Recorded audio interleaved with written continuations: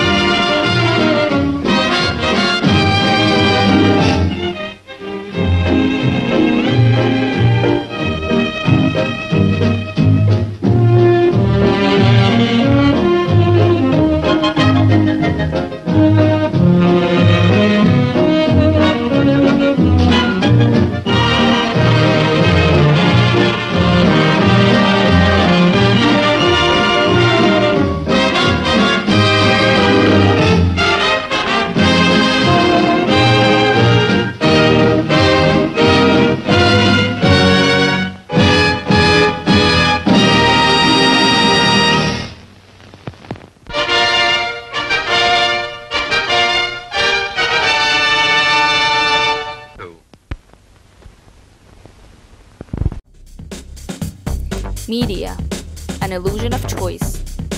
Do you know that only 6 corporations own 90% of the American media? The most powerful special interest group in Washington is the media. The media is the gateway of information to the American public, and any politician strives to reach the public through the media. Thus, the media have a great say in which politician is granted a voice. To provide a historical perspective, in 1983, 90% of the American media was controlled by 50 companies. Through a history of mergers and acquisitions, these companies have concentrated their control over what we see, hear, and read. In many cases, these companies control everything, from initial production to final distribution. Now only 6 companies own 90% of our media.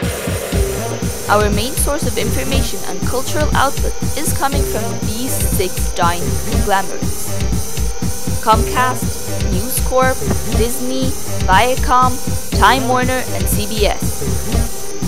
Profit maximization is the ultimate goal of every corporation. And if that goal becomes entangled with reporting the truth in the news, what will ultimately win out? What happens when there is no one left to compete with? When one company owns everything in your town, does the people in your town have a voice in their media anymore? Would they hear or watch content that is relevant to their lives? Probably not.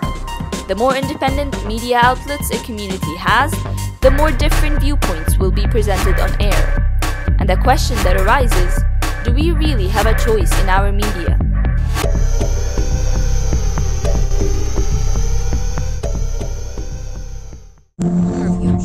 PragerU says 60% of their audience is under 35. About 35 PragerU videos are currently restricted. When we first realized that our videos were being restricted, there were about 15 videos that were restricted, and that was a year and a half ago. And since then, not only has the issue not been resolved, there's actually been 20 more videos restricted. And currently, it's closer to 40 videos that are being restricted. On December 18th last year, Twitter permanently suspended my account and the account run by my organization, American Renaissance. A campaign ad banned by Twitter. Representative Marsha Blackburn talking abortion and her pro-life views that Twitter deemed inflammatory. Yesterday, Alex Jones became an unperson, straight out of the plot of George Orwell's 1984, where when someone broke the rules of the power structure, they would have all evidence of their previous existence completely deleted.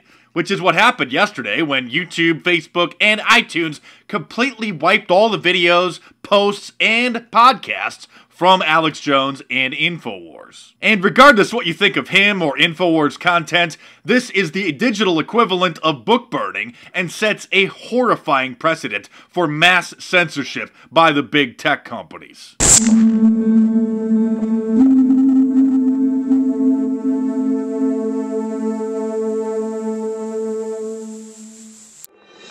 Streaming live from the Paul and Catherine Ranke Memorial Studio, this is TV Free Baltimore. Support for TV Free Baltimore comes from viewers like you. Become a TV Free Baltimore member by visiting patreon.com/TVFreeBaltimore. As a public service, TV Free Baltimore provides a digital soapbox for those the mainstream media ignores. The opinions expressed in this live stream are not necessarily those of the owners, management, or underwriters of TV Free Baltimore. Furthermore, TV Free Baltimore streams hyper-local content focusing on politics and entertainment in the Baltimore viewing area.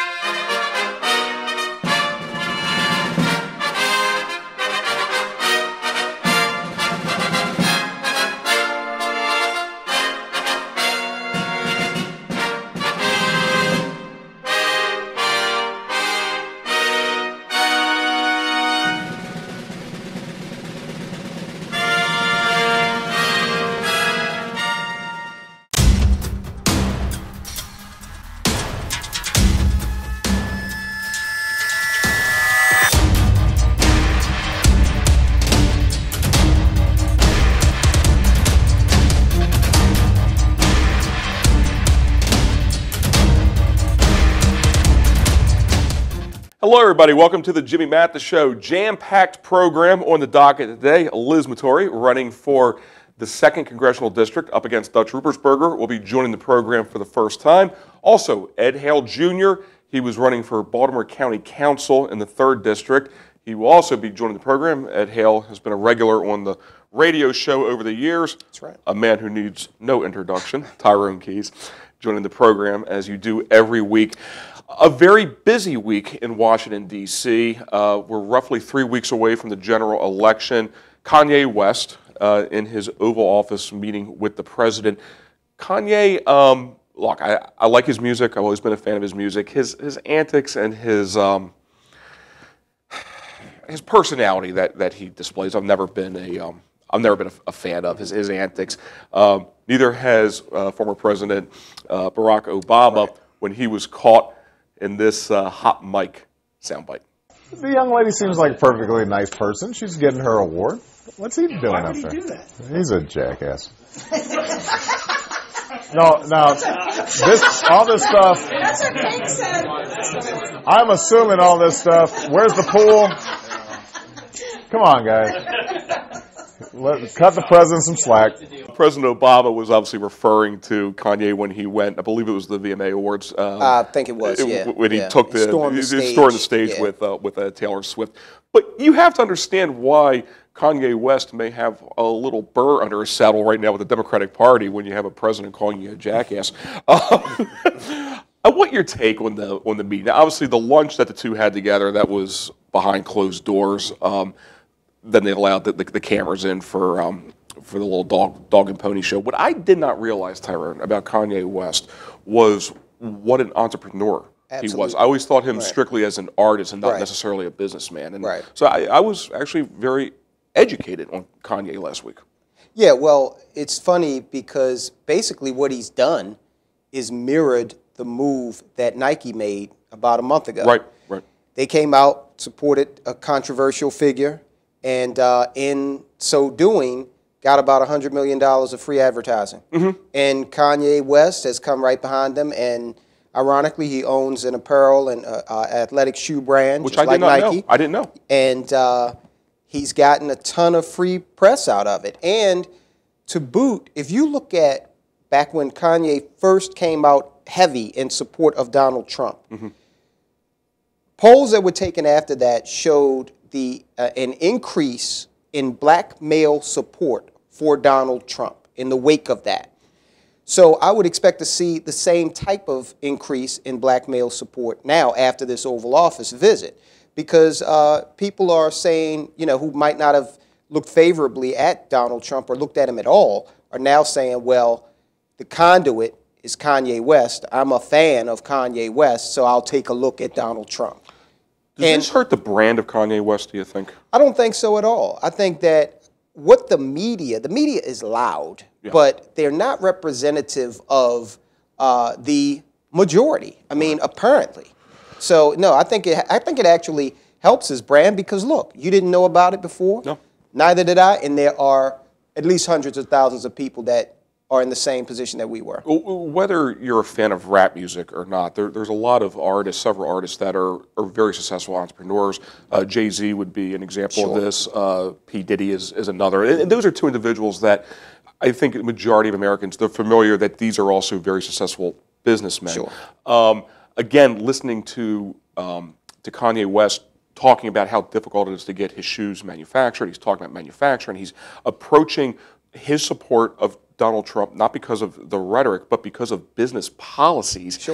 This piece in the Examiner last week, Trump's list of 289 accomplishments in just 20 months, he has delivered. When you look at rolling back regulations, you look at renegotiating NAFTA, killing the Trans-Pacific Partnership, making it easier for us to build things here in America. That's what Kanye was talking about. Oh, absolutely. It wasn't just jumping on the bandwagon of Donald Trump's rhetoric.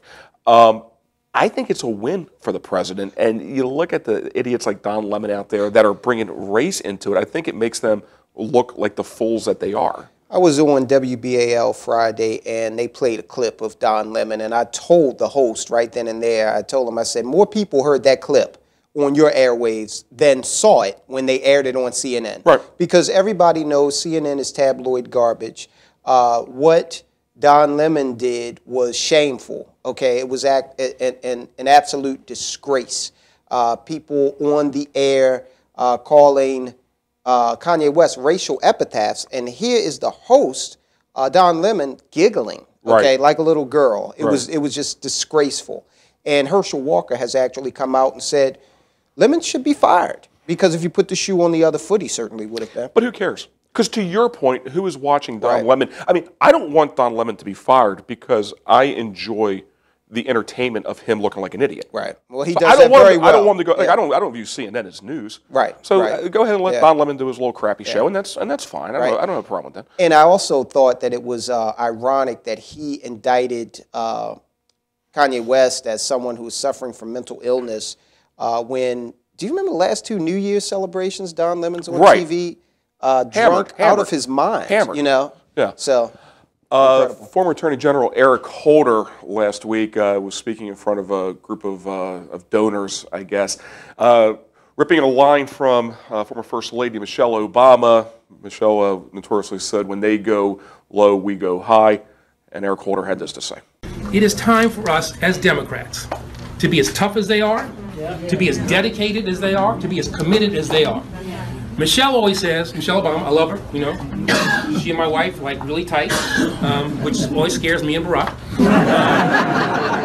But Michelle always says that, you know, when they go low, we go high. No. When they go low, we kick them. So the remarks from the former Attorney General caught an awful lot of buzz, Tyrone, on social media. Eric Holder coming out tweeting, obviously, I'm not calling for violence, and I stand by Eric Holder on that. There was nothing violent about it. But in that tweet, Mr. Holder also says that he always defended the Constitution, he defended what was right, the role of government. Not at all, Eric Holder, okay? I mean, you had one of the most abusive departments of justice ever. When you look at whether it was the DOJ wiretapping a free press, their unwillingness to go after Lois Lerner, with the abuse from the IRS. Running guns to Mexico. Fast and Furious in Mexico. You can go on and on and on. Again, the remarks from Eric Holder, I did not view that as a call to violence. And I think those in the media need to be careful in the way that we analyze this stuff. I don't think it was a call to violence, but I do think that it's pretty telling that he and before him, Hillary Clinton, actually came out and said that, well, we can't really return to civility until we are in charge again. Right. Okay, which is troubling. Now, I will also say that we are seeing groups like Antifa. I can't understand why the mayor of Portland is allowing what is essentially a domestic terrorist group. I was assaulted by them in Washington, D.C. I remember the very first podcast I did, I was hit. Yeah. They are a domestic terrorist organization. They are bent on violence. And what we haven't seen a cadre of Democrats come out and condemn them. Right. Okay. Instead, what we've seen is the Maxine Waters of the world who have come out and encouraged Americans to go to war against other Americans. See, I'm loving this right now, Tyrone, because, and we'll be talking to Liz Mattori momentarily here, again, running against Dutch Ruppersberger. The Democrats have no message right now. They don't. They really don't. Yeah. And Liz, on her Facebook page, she was going off on these signs in the city, vote the Democrats. I've seen those. There's two of them. There's vote the Democrats and another. Donald Trump's going to destroy the world. Right. Beware. Something. So they have absolutely nothing right now. They don't. There is no platform. They have exhausted the hate speech, and the Republicans are racist and bigot and xenophobe and homophobe and Islamophobe and any phobe will do. They've exhausted that. And the problem is there is absolutely no platform. See, back in the day, at least they had labor laws. They had legitimate good fights that they were working on. There is nothing there right now. There's nothing there, and what's working against them are these over 200 accomplishments, a roaring economy, okay?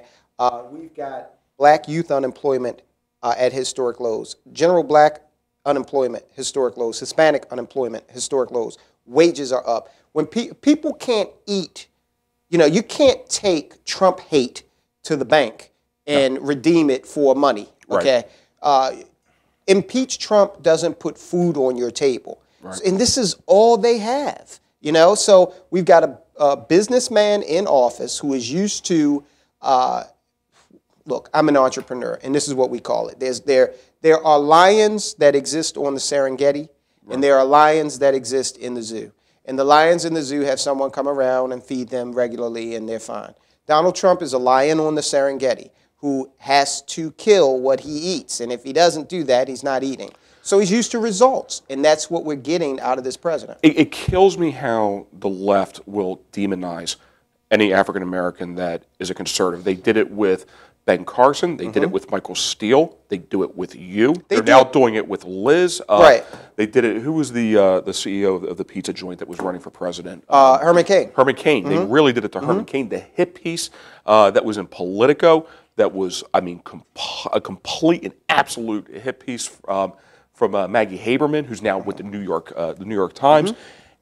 Any minority that embraces conservatism is shut down and is just eviscerated by the left. Well, I think that has worn thin because you're seeing more and more African Americans of all stripes, Hispanics, Asians, gay, lesbian, come out and say, hey, you know what? I'm a conservative, because conservative principles don't compartmentalize me. Right. They take whatever your sexuality, whatever your nationality, they take that and say, look, first of all, you're a human being that needs to have freedom, opportunity, and an economy that supports your ability to have those previous things. So that is what people are catching on to. And, I think that blacks this is why they come out so hard against Kanye West. Right. Because if you get a celebrity to break out of the, plantation, then all bets are off. Well, and look, this has nothing to do with racism, and off the air I've talked to Liz about this extensively over the last couple of weeks.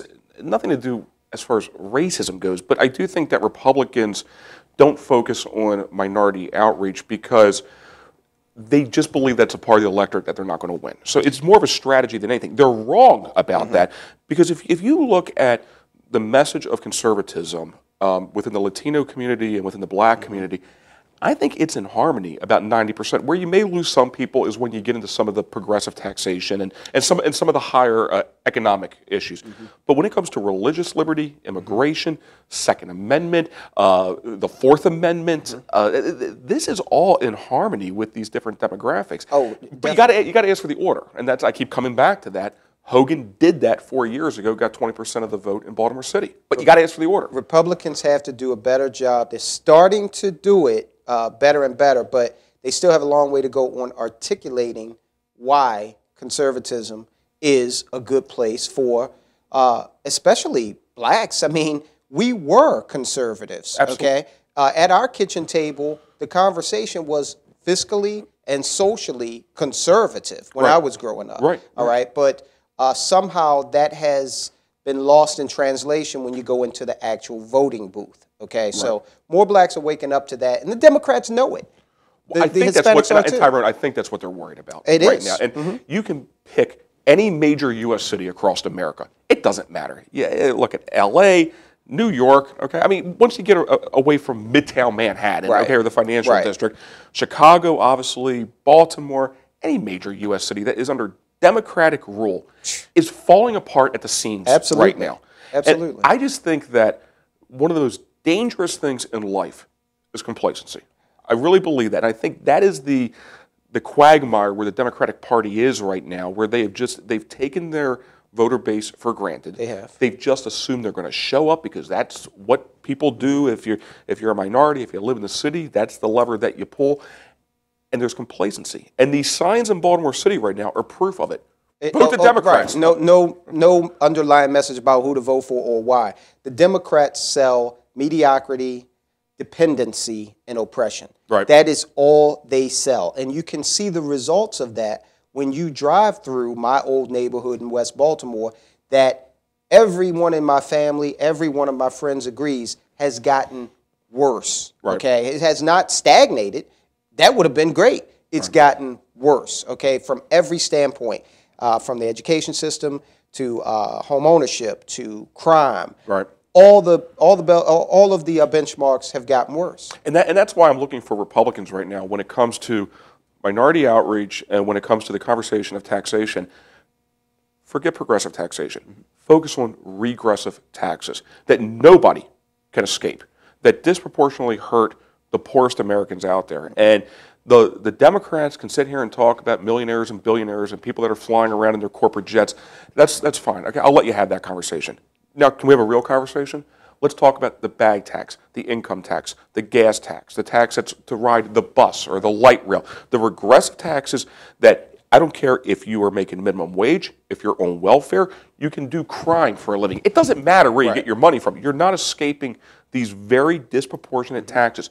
Own that conversation. And places like Baltimore City, again, these so-called progressive havens that have been run by Democrats for the last, 50, 60 years, black Democrats for the past 30, they're doing things like, okay, they're actually entertaining a 25-mile-per-hour citywide speed limit, okay? Right. They're doing the same thing down in D.C. Who's this going to hurt? I try not to go into Baltimore City because, in addition to the crime, you're taxed and feed, up the wazoo. Right. So this is going to, along with the red light cameras and the speed cameras and, the parking fees and on and on and on, all of these things you call fees, which are actually taxes on the existence of lower income people. That's what it is. Yeah. Call it whatever you want. That's absolutely what it is. And what you've seen with Donald Trump, one of the things that he has been most successful with is rolling back draconian regulation that has put its boot on America's economy. No doubt about it. And I mean, anybody that owns a small business, really in the state of Maryland, understands the consequences that come along with over-regulation, and that's what Donald Trump is unilaterally chipping away at right now. Well, this is the nightmare scenario being lived by the Democrats. On election night, remember, doom and gloom was prophesized. Right. We were supposed to be at war with North Korea by now. Yeah. The economy was supposed to be in the tank. Okay. It was just supposed to be total bedlam. The Statue of Liberty is fallen and the Capitol building is on fire by this point. The exact opposite has happened, and they don't have a plan for that. No, and that's why I've been as hard as I have on Governor Hogan for the way he's treated this president. There is more than enough blame to go around on his antics and his rhetoric, but it's worked. And let's put all that aside for a second. He has delivered on what he ran on in a very short amount of time. Yeah. We have 2 quality Supreme Court justices that he's nominated. ISIS is pretty much an acronym that has been forgotten. Right. We have rebuilt our relationship with Israel in a major way. Again, that's another, the Jewish community is part of the electorate that the Democrats have just assumed over the years, which is mind-blowing to me when you have Ben Cardin that's flipping the treaty provision on its head and fast-tracking Iran to the bomb while they're saying death to America, death to Israel. Russia has ceased rebuilding the former Soviet Union. Sat down with Kim Jong-un. We'll see where that goes. The market, even with its hiccup last week, has been on a bull run. It's still at a record high. And not being propped up by QE 1, 2, 3. I understand why President Obama did what he did. At the end of the day, I think it worked. I will give him credit for that. And I was very judgmental, by the way, of President Obama for quantitative easing. And by the end, in fairness, by the end of his administration, had rolled back the bond buying program and left Donald Trump with a prosperous stock market. Oh, absolutely. Which has continued over the last 2 years. But I think at some point you got to look at the tail of the tape, and you have to give this guy credit for the individual mandate with the Affordable Care Act. All these things, Tyrone, in under 2 years. And let's not forget, yes, the stock market was on an upward trajectory when President Obama left office. But President Obama is quoted as saying many, many times that the days of 3% GDP were over. Correct. That jobs were not coming back. Okay, these are things that he had stopped thinking were realistic for America. I don't mean to cut you off. It's been proven wrong. President Obama also had the pleasure of very cheap money. So this was a 1-2 punch. Not only was the market artificially being propped up with quantitative easing and the government bond buying program, also interest rates were at historic lows.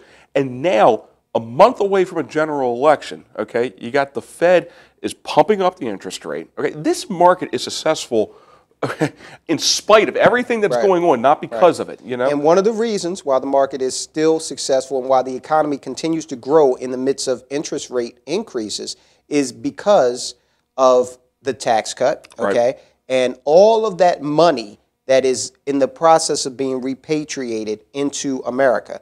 Not to mention the foreign companies that once again look at America and say, okay, this is a place that's growing. This is a place where my product can thrive. This is a place where I can manufacture a quality product effectively. So we're open for business again. Right.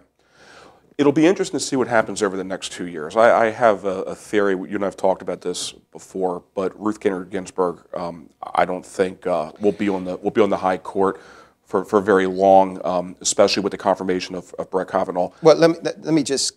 I had sent a Facebook message to Justice Ginsburg with an advertisement for Leisure World, saying that they got plenty of activities down there. Why don't she go and go ahead and retire? My theory with Justice Ginsburg is with the power shift in the high court right now, which is a conservative court, at least in theory. I'm hoping that Brett Kavanaugh is what we believe he's going to be. By the way, he was a moderate, okay, after what they've done to him, I think. I think he might. I think he's definitely on board with the Republicans right now. Right.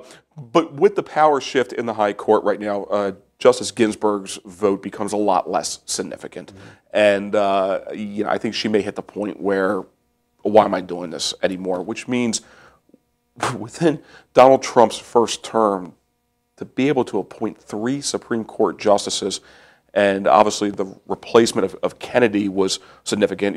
Replaced Scalia with a conservative. That was pretty much to the Matterhorn vote with Scalia. Kennedy was a swing vote depending on what the issue was. So if you're able to replace Kennedy and Ginsburg, yeah, I mean, we're looking at a conservative court for the next 40, 50 years. And the Democrats really played their hand, because what a lot of people didn't see in the whole Kavanaugh fight was this is where they want to legislate from. They want to legislate from the court. Yeah. That's why it was so important that they try to interdict that Kavanaugh appointment. But look, I'll go out and I'll say it confidently right now. There will be no blue wave, and Donald Trump will be reelected overwhelmingly in 2020. Well, legislating from the court is look, they're legislating from regulatory agencies. They're legislating from the executive branch. Trump's guilty of that, as was Barack Obama, as was George Bush. The only place where there's no legislating going on is Capitol Hill, which is a real problem. And they're legislating not only from the Supreme Court, but obviously the federal courts. The other concern that I have is this notion in America where there's not 3 co-equal branches of government. There's 2 branches, and then the Supreme Court gets the deciding vote. That's not how it works, okay? I mean, Supreme Court gets it wrong. They upheld slavery, okay? There's a reason why there's 3 co-equal branches. There's a reason why the power of the purse lies within the people's house. There's Supreme Court can get things wrong and does get things wrong. When you are not legislating from Capitol Hill and you're being legislated by unelected bodies and people, whether that's the Supreme Court or that's regulatory agency, that's a major problem. It is a big problem, and it's becoming quite evident. We saw a lot of it in Lois Lerner's IRS. Absolutely. And also with the whole FBI thing, okay, Right. where you've got these mid-level bureaucrats who have basically taken it upon themselves to say that they're going to overturn a legal election, okay? It's amazing, Tyrone. There's a reason why appropriations originate in the House. And there's a reason. I think the structure of this country is just genius. It is. There's a reason why House members are up every 2 years. They are the most accountable to the electorate, which is why they got the power of the purse, which is why when they get it wrong, they don't have 6 years. They got 2 years. Now people can look at that and go, well, they're perpetually in in an election mode, and okay, well, that's why that is the people's house. But if they're never going to use the power of the purse as a checks and balance, which they haven't, okay, and we're constantly operating in 3-6 month continuing resolutions, and there's no real annual budget, and there's no accountability. This whole thing is just, it's falling apart. And just the most basic fundamental building blocks of America, they're not in play anymore. Well, we saw a big time fraying during the Kavanaugh hearing, okay? I mean, to my eye, we skirted the edge of Banana Republic territory with that whole thing. I mean, it was disgraceful. And you're right, we had better go back to, see, the problem is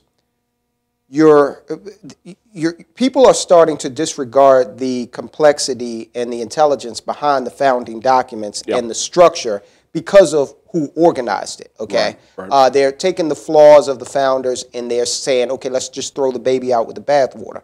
But look, Martin Luther King Jr. was a flawed man, but he said that we should pay attention to the content of one's character. I'm not going to throw that away simply because he had personal issues as a human being. Sure.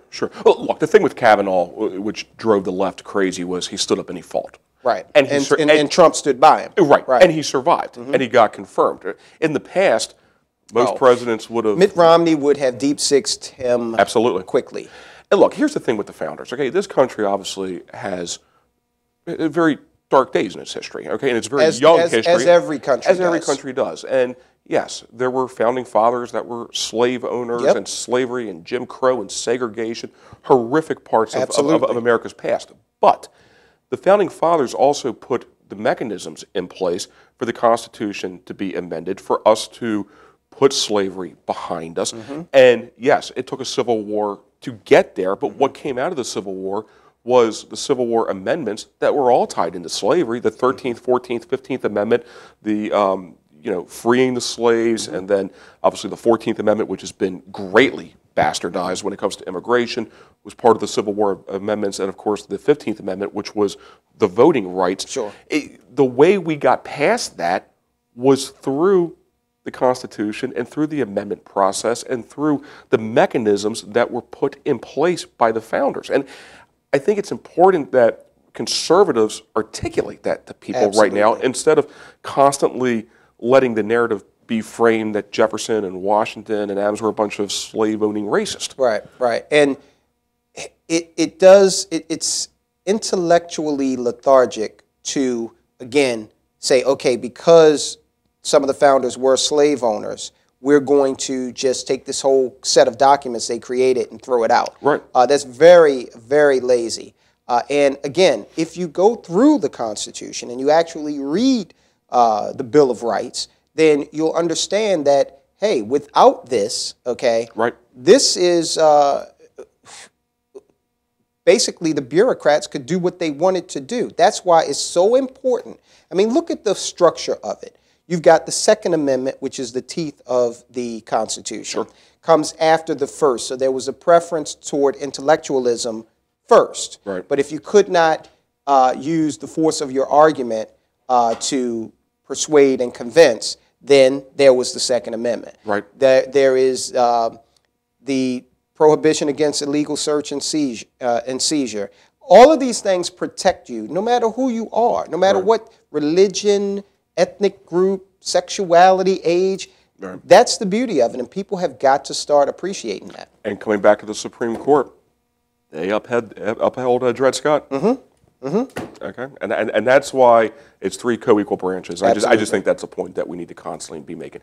Liz Vittori will be joining us on the other side, along with Ed Hale Jr. You're watching the Jimmy Mathis Show. Quick break, and we'll be right back.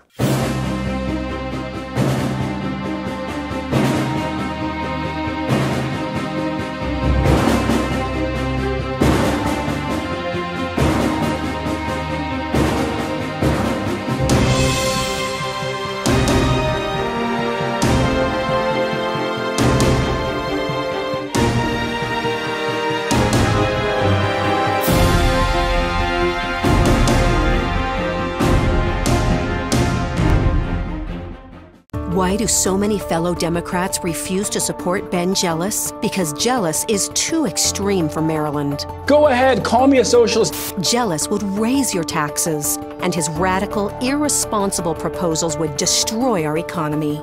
A nonpartisan analysis says his health care plan alone could cost an extra $2,800 from every man, woman, and child. Go ahead, call me a socialist. Maryland can't afford Ben Jealous as governor. You wouldn't vote for Ben Jealous, right? So why vote for Johnny O? Like Jealous, Johnny's a big spending taxer. He supported every O'Malley budget and voted to increase taxes and spending 56 times, even the rain tax. Johnny O and Ben Jealous, a team Baltimore County can't afford. I'm Al Redmer. As county executive, I'll work with Governor Hogan to demand accountability in our schools, encourage job creation, and make Baltimore County safer and more affordable. Welcome back to the Jimmy Mathis Show. Liz Vittori running for Congress in Maryland's 2nd Congressional District up against Dutch Ruppersberger, a district that's very close to my heart. I've gone up against the congressman twice. And you're making some waves. You're making a name for yourself. I'm making him nervous at least. Yeah. So first of all, tell me why you decided to run and give me a little bit about your story. Obviously running as a Republican now, but that wasn't the case not that long ago. No, 4 years ago. First of all, thank you for this opportunity. It's a pleasure. As you know, as a non-Democrat candidate, it is very rare to have an opportunity to connect with the voters, but we respect and appreciate your service to the community. Thank you. So I was a field organizer for the Democratic Party as of 4 years ago. So when everybody was excited about Hogan's win 4 years ago, I was devastated, along with the other Democrat organizers. I was assigned to Randallstown, and that's where I got to kind of see the disconnect. We talk about vote for the Democrats, those stupid signs that I could not stand even 4 years ago are up out now, assuming that entire community is just going to vote for Democrats and that's it.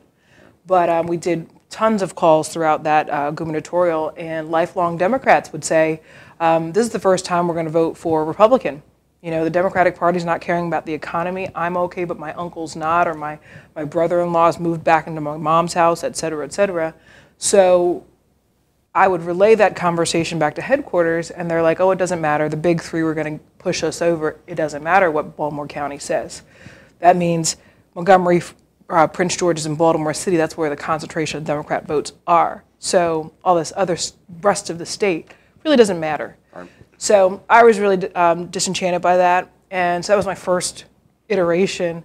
Fast forward 2 years after, which is 2 years before, in 2016, you know, Mikulski announced that she was going to retire, so Chris Van Hollen was going to run for her seat, which obviously he won, but that meant that my congressional district was going to be open, District 8, where I previously lived, and so that's where I traveled the district, realized how gerrymandered the state really was, how disconnected they were, especially to Christian voters, rural voters, et cetera. And I said, that's it, I'm going to be an independent. So I was an independent before I became a Republican, but now that I've learned what everything is, I'm a very vocal conservative now. So we only have one Republican in Congress, which is in the 1st Congressional District. And, you know, people have to remember it wasn't that long ago that the 2nd District, that was formerly held by Governor Bob Ehrlich before he ran for governor. It's a seat that Dutch has had security in through his entire term there after he left as Baltimore County executive. But it's absolutely ripe to be Republican. And for people that aren't familiar with the 2nd Congressional District, it's, in my humble opinion, it's one of the best districts in the entire state. You have the military bases, you have Aberdeen, you have the Port of Baltimore. It's very gerrymandered, but it's also ripe to go Republican again. Absolutely. Well, they crafted the district just for Dutch. At that time, 2001 now, we always think about the gerrymander that just happened 10 years ago, 8 years ago, but it was actually worse in 2001. They carved that district just for him. Bob Ehrlich did represent that area. He endorsed me last week, which was awesome. Yeah, I mean, we also have a third of Baltimore City there. And so that's something that I think is a great opportunity for people who are both, you know, suburban interest and urban interest, industry interest and workforce interest can really be addressed, or ought to be addressed, by that district too. It was, you know, 4 Republicans, 4 Dems before. The makeup didn't change, but what happened was solely the congressional lines. And look, you know, Andy Harris, representing Maryland's 1st Congressional District, he's a Republican in a lot of ways. I don't want to call him a rhino. That's not fair. But I wouldn't call him that. but he's definitely not conservative at nature. And look, I think Congressman Harris has a very difficult job when you look at how gerrymandered the 1st Congressional District is. And I think, yeah, I feel for the guy. I do. He's trying to represent the Eastern Shore and then parts of Cockeysville, and those are 2 different electorates, but not conservative by nature, by any means. Well, I think he's let's see, Maryland conservative. You know, think about it this way: when I enter the congressional delegation, I personally think that the Democratic Party has become a radical socialist, leftist, Marxist party.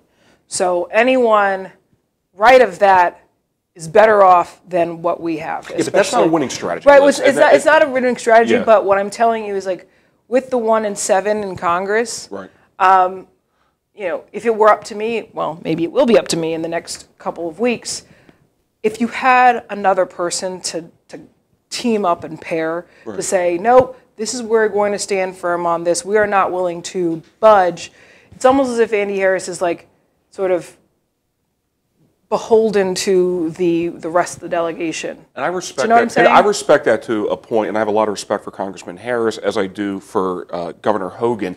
I was with Bob Ehrlich, who just endorsed you a couple weeks ago, a speech he was giving at Towson University, and the governor was talking about bipartisanship and what the meaning of words are, and how you can look at bipartisanship. That can be a plus, that can be a negative. Look, I have no problem reaching across the aisle, and I respect the situation that Governor Hogan is in right now, where you're in a state that goes 2-1, you're working with a democratically controlled House and state Senate. I appreciate that. There are things that you can have bipartisanship on, and there are things that you do not cave on. And you and I, before we went on the air, we were just talking about the red flag bill with the governor. I don't think that was a piece of legislation he needed to sign. You know, very anti-conservative. He could have punted on that issue, you know, till after the general election. So I guess what I'm saying, Liz, is I'm looking for elected Republicans in the state that hold true to their conservative principles. I'm more than happy to reach across the aisle and work with Democrats. It's not, you know, we don't have to, you know, to lock. Good for you. But, I don't know. I'm going to have a difficulty. I know that much. but I want people to hold true to their conservative ideology and not bend on our basic core principles. Right. And I think that I get you what you're saying, Jimmy. But I think the average citizen needs to know how difficult it really is to be a true conservative. I think we talked about it last week. A lot of people wanted me to sort of moderate my message after winning the primary, because for me, I saw the lay of the land, especially with the Maryland Republican Party. I didn't join the party just to moderate. I literally left the Democratic Party guns blazing because I felt like the Democratic Party has left not only black people behind, white people behind, every American citizen behind, especially what they're doing with illegal entrance. That was my biggest freaking straw that broke my back. But which the governor's been weak on also, by the way. Pardon? Which the governor has been weak on also. You know what? Like, so in that respect, I do think that, and that's the reason why I'm such a vocal conservative, there are a lot of things that I can speak on that might be, it's more of a messenger rather than just the message. You know, it doesn't look well, or it might not be considered easy to have a conversation about, you know, the immigrant community, this is huge air quotes, when someone is Anglo, you know. But for me, my mom's from the Philippines. She came legally. Most of the people who come from the Philippines work and strive, and most of them are professionals, like scientists and doctors, and et cetera, et cetera. So the conversations that I can have, and I do have, perhaps they might be afraid of actually really articulating their honest message. Now, when it comes to Andy Harris or our delegation, I'm more concerned about whether conservatives can still be conservatives in Washington. Right. More so, like, I mean, Maryland is a beautifully wonky state, but I'm almost sensing that, like, Trey Gowdy, for example, is retiring. You know, all these different people who we see as, oh my gosh, they're Bannerman, they're so awesome, they really give the, you know, the power back to the people. I don't think their retirement is a good sign. Right. Because just in any organization, it happened in a lot of my organizations where you see things that are not right. You either say something or you don't. Sure. When you say something, you're either ostracized or supported. Sure. You know, Congress is just this crazy, huge organization with all these interests. I fear that perhaps being a Republican in Congress, it's almost as if you got to choose whether to stick with it and stay with it, sure, than stick with your conservative values. For me, again, the reason why I'm pushing so far on the conservative end is I'm already going to start here. You know where I'm coming from. I don't mince my words. I will learn my diplomacy and poker face one day. But at the very least, I want to get to Congress on the terms of the citizenry. I do not want to have millions of dollars from PACs and I'm beholden to them. Right. I'm beholden to my electorate. And, you know, maybe people spend so much time in Congress that they forget that and they're compromised. Sure. Not to say that anybody is compromised in our delegation, maybe one Dutch, but... I really believe most people that run for elected office, normally you start at the smaller local level. I think most people get into it for the right reasons. Yeah. And then you sell a little bit of your soul to achieve the greater good, right. Okay? And then before you know it, you're fully, you know, engulfed in the whole system. As constitutional conservatives, right. we spend a lot of time talking about the power and the value of the Constitution. The reality is the Constitution is only as strong as the men and women Absolutely. that we send to Washington, D.C. that take the oath right. to defend it. And look, I respect the line that Andy Harris and Governor Hogan that they're walking, and it's an old joke, but you can't take the politics out of politics. I mean, right. it would be great to view everything in this sterile vacuum that does not exist. But at the same time, there's still core values that we need to, and I know both those individuals at a personal level, and I have a lot of respect for them individually, but I think as conservatives with the electorate, we need to hold our own people accountable. Right. And I see you on that one, but how about this? I'm probably one of the few vocal conservatives, that is pushing to be voted as a conservative. Right. Especially in this 2018 race.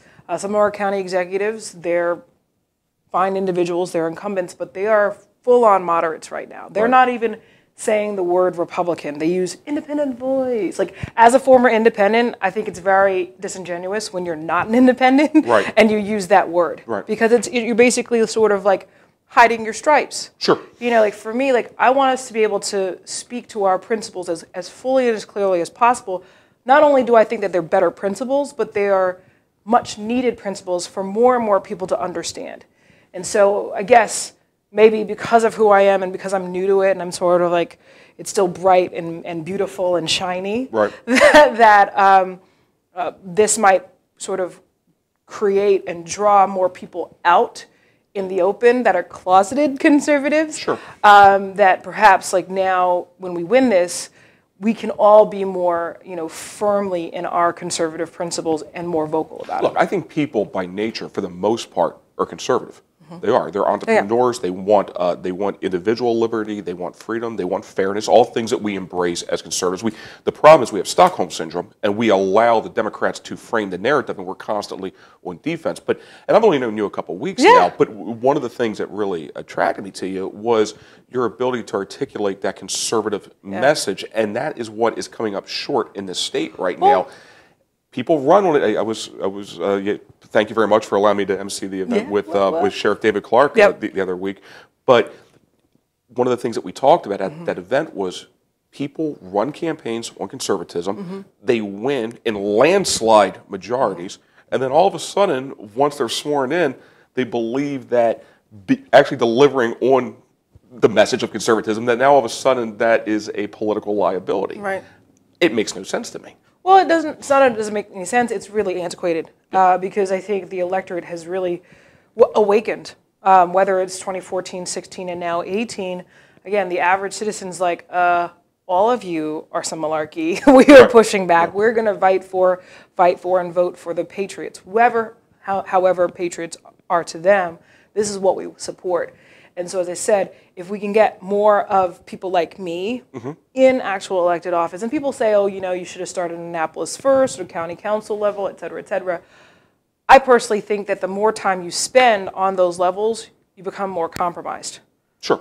So you're like beholden to Annapolis and the Mike and Mikes and, what it is to be successful within politics as opposed to using your politics to benefit the community. It's also the issues that drive you. I mean, the first race I ran was in the 2nd Congressional District against Dutch Ruppersberger, and the reason why I ran against them, the things that mattered to me was immigration. They were federal issues, and that's just the direction that it took me. I recently ran against Chris West because I saw an open Senate seat that I believe needed to go conservative, and and now we're going to have a hack in there as a Republican that's not a conservative, and that's that. Okay? Technically, that's my district now. I live there. Well, technically, it's not mine.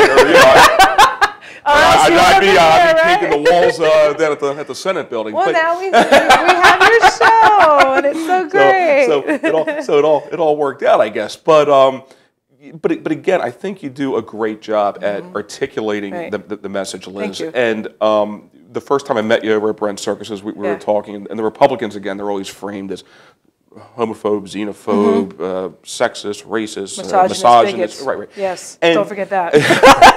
biggest one. I think that the conservative message, it lands with Latinos, it lands with African Americans, it really lands with women.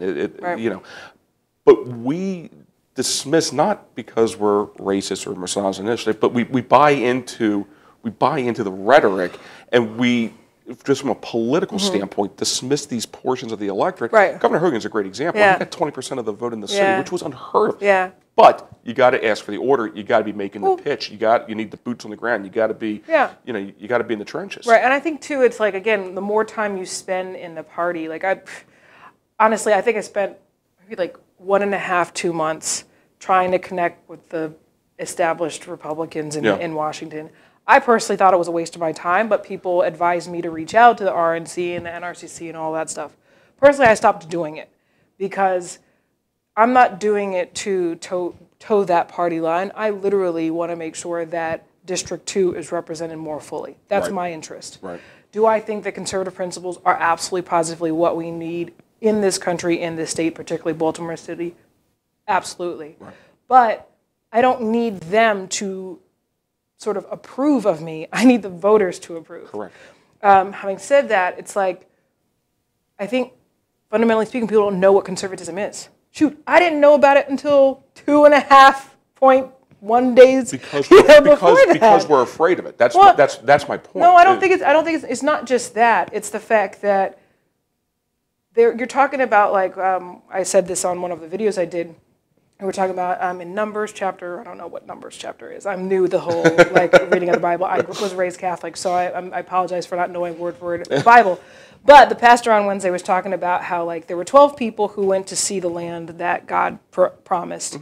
10 of the guys, most of them, they were guys, came back and they were talking about how horrible it is. There are people that are living there. We can't go. And then there were 2 people who were like, no, if God promised this land, we should pursue and go forward.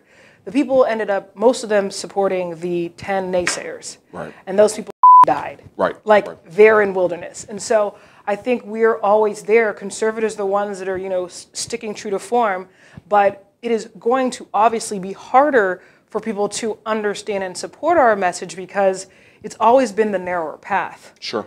It is so easy, or I guess not so easy, but it's easier to be like all freewheeling and generations and genders don't matter and you can just do whatever they want and assume that is liberty. But it's sort of like sprinkles. It's not spinach, you know? And of course people want the sprinkle on the cake, but they don't want to eat their vegetables. But conservatives want, this is what frustrates me with, again, letting the opposition control the narrative. Conservatives want equality. We want fairness. We want a level playing field. All these things that the Democrats cloak themselves in that's all in conservatism. You know, but again, we're constantly allowing the opposition to frame the narrative. And I was on your Facebook page the other day, and I love the video where you're going off on these signs in the city. Oh my God, I hate them. Vote the Democrats. There's two of them. There's vote the Democrats, and there's save the country from Trump. Stop Trump. Yeah. And it's not even candidate specific. Oh no. It just shows how shallow and the lack of direction that the Democratic Party has right now. It's worse. It is the fact that they think that the electorate are a bunch of idiots. Right. And that they don't have the ability to discern, think for themselves, be proactive, and say, okay, let's read, think, do our research, and make our individual decision on our own because that's our given right. No, it is because we've created this boogeyman of the Republican Party, whether it's Trump, whether it's me. Now I'm considered, what, a self-hating, whatever they want to call me, traitor, if you will. It is, again, a whole generation or two of indoctrination. We know that now. I didn't know it before, but people are, again, now more receptive to something that they're used to hearing. For example, last week, I got really angry because I made our case. It was a really good case. I was like, all right, I could see people like listening and shaking their heads. And then the Democrat was like, well, the Republican Party is not the party of your grandparents. And they were like, oh, yeah, sure, cool, I believe you. And I'm like, what are you talking about? If it weren't, what do you think I'm doing?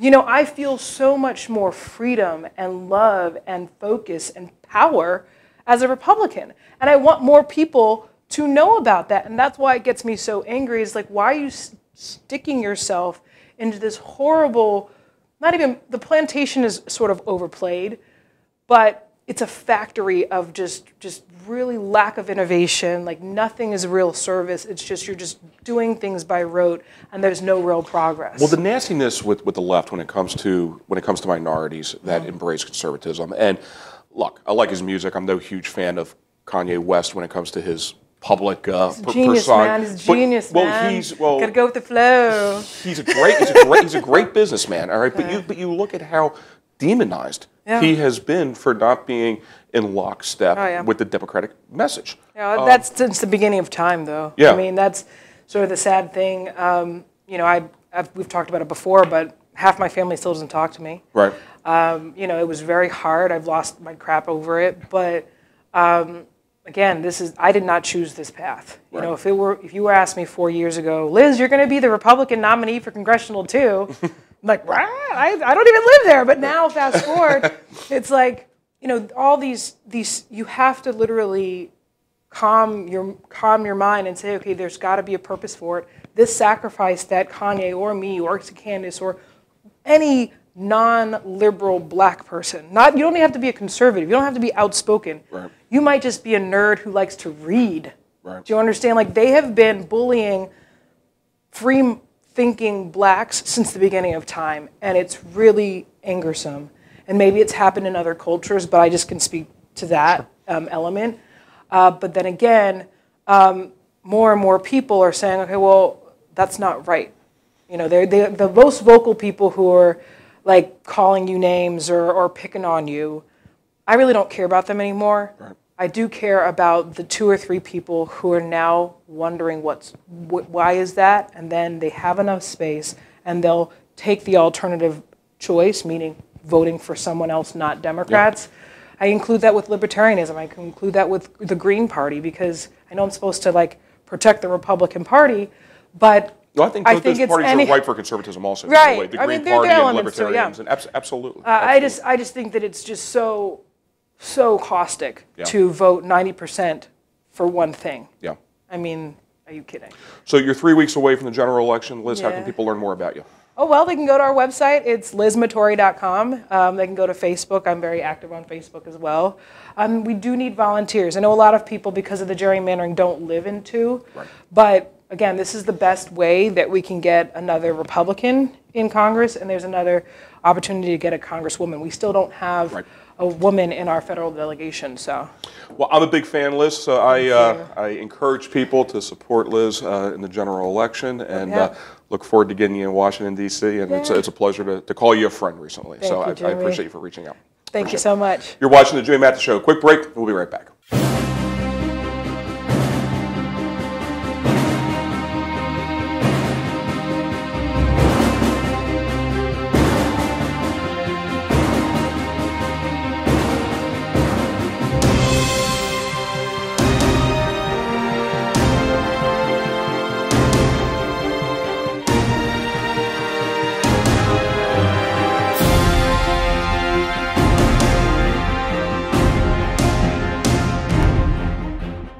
My name's Tony Campbell, and I approve this message. If you want the end of Common Core, if you want to protect our children, if you want a balanced budget in Washington, D.C., if you want to protect our veterans and make sure they get the care that they need, if you also want to end chain migration and a diversity lottery, then I'm your candidate for the United States Senate. My name's Tony Campbell. I'm a Republican for the United States Senate, paid for by Campbell for Maryland. Hi, this is Cindy Williams, and you're watching TV Free Baltimore. This is Gunhild Carling, and you are watching TV Free Baltimore. No, you are not watching. You have to watch TV Free Baltimore. Welcome back to the Jimmy Mathis Show. Ed Hale Jr. joins the program, a regular on the radio show. Good to have you on the TV show, Ed. Thank you, Jimmy. Good to be here. Ran for Baltimore County Council, District 3. Came up just short by a couple hundred votes, but I'm sure you'll be back again. I will be back. We're a few weeks away right now from the general election. A lot of very interesting races are going on right now in Maryland. First of all, the governor's race. Governor leading by double digits. Looks like he'll probably win a second term. That's no guarantee. But well, at least our governor's running for re-election in Maryland. He's not running for governor of Virginia. Right. Very true. Also, another interesting race, Baltimore County Executive, an open seat right now with the passing of Kevin Kamenetz, and who would have been termed out anyway. Right. But you have Al Redmer going up against Johnny O. Al Redmer enjoying a double-digit lead, but I would not be too comfortable with that lead at this point. No, I think it's going to be a photo finish. I believe that Commissioner Redmer will win, really because I think the citizens of Baltimore County are really starting to catch on to his message right now, which is really about the economics of Baltimore County and actually having a plan that's going to help us keep our AAA bond rating and then be able to also fix a lot of the ills that the proverbial can has been kicked so long down the road that there's no more road to go kick the can down anymore. And I think he's got a plan that's going to help keep us keeping our heads above water. And that's something that's very important to you is the fiscal responsibility and maintaining that AAA bond rating. Yeah. You and I have talked extensively about this on the air and off the air. We were also both together at an event with Al Redmer last week with business owners, and that was the direction that he was going. Outside of that room, outside of business owners, do you think that lands with the majority of people in Baltimore County as far as a winnable campaign strategy? Well, I can tell you from my own personal campaign, when I was out door knocking, which we hit a few thousand doors, every time that I would go door to door and explain to people why I was running and what my platform was, and a lot of it was also to help try to maintain our AAA bond rating, because whatever county executive comes in next is going to only have a few months before they have to submit a budget. And the bond companies, especially Moody's, who puts us on a watch list right now, knows that whoever comes in as the next county executive is going to have to, bottom line is services are probably going to have to be cut taxes are probably going to have to be raised. And that's in lieu of right now. I mean, part of my plan was to try to bring in new business, but that's going to take time. And we don't have that luxury right now. So what we have to do in the short term, it's going to be a short-term pain for hopefully a long-term gain.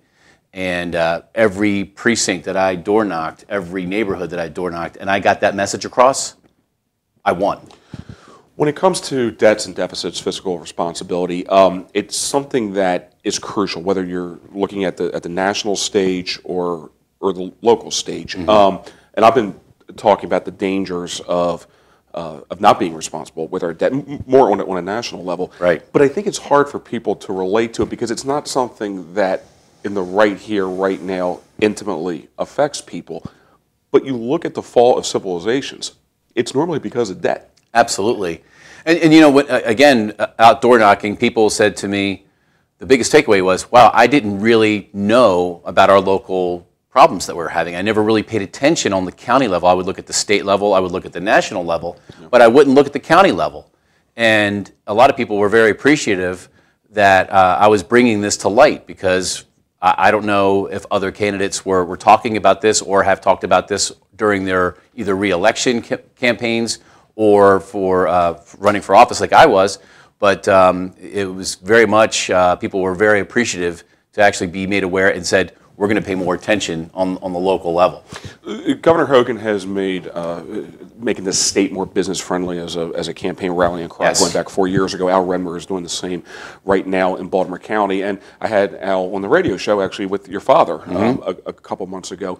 And I think it's important that there's some harmony between Baltimore County and the governor when it comes to just making Maryland more friendly when it comes to inviting businesses into this state and into Baltimore County specifically. Absolutely. You know, you've got, as Al Redmer says, that he was a Larry Hogan Republican before Larry Hogan was governor. And that's just their personalities. And they're very similar. They're very pro-business. They're very easy to get along with.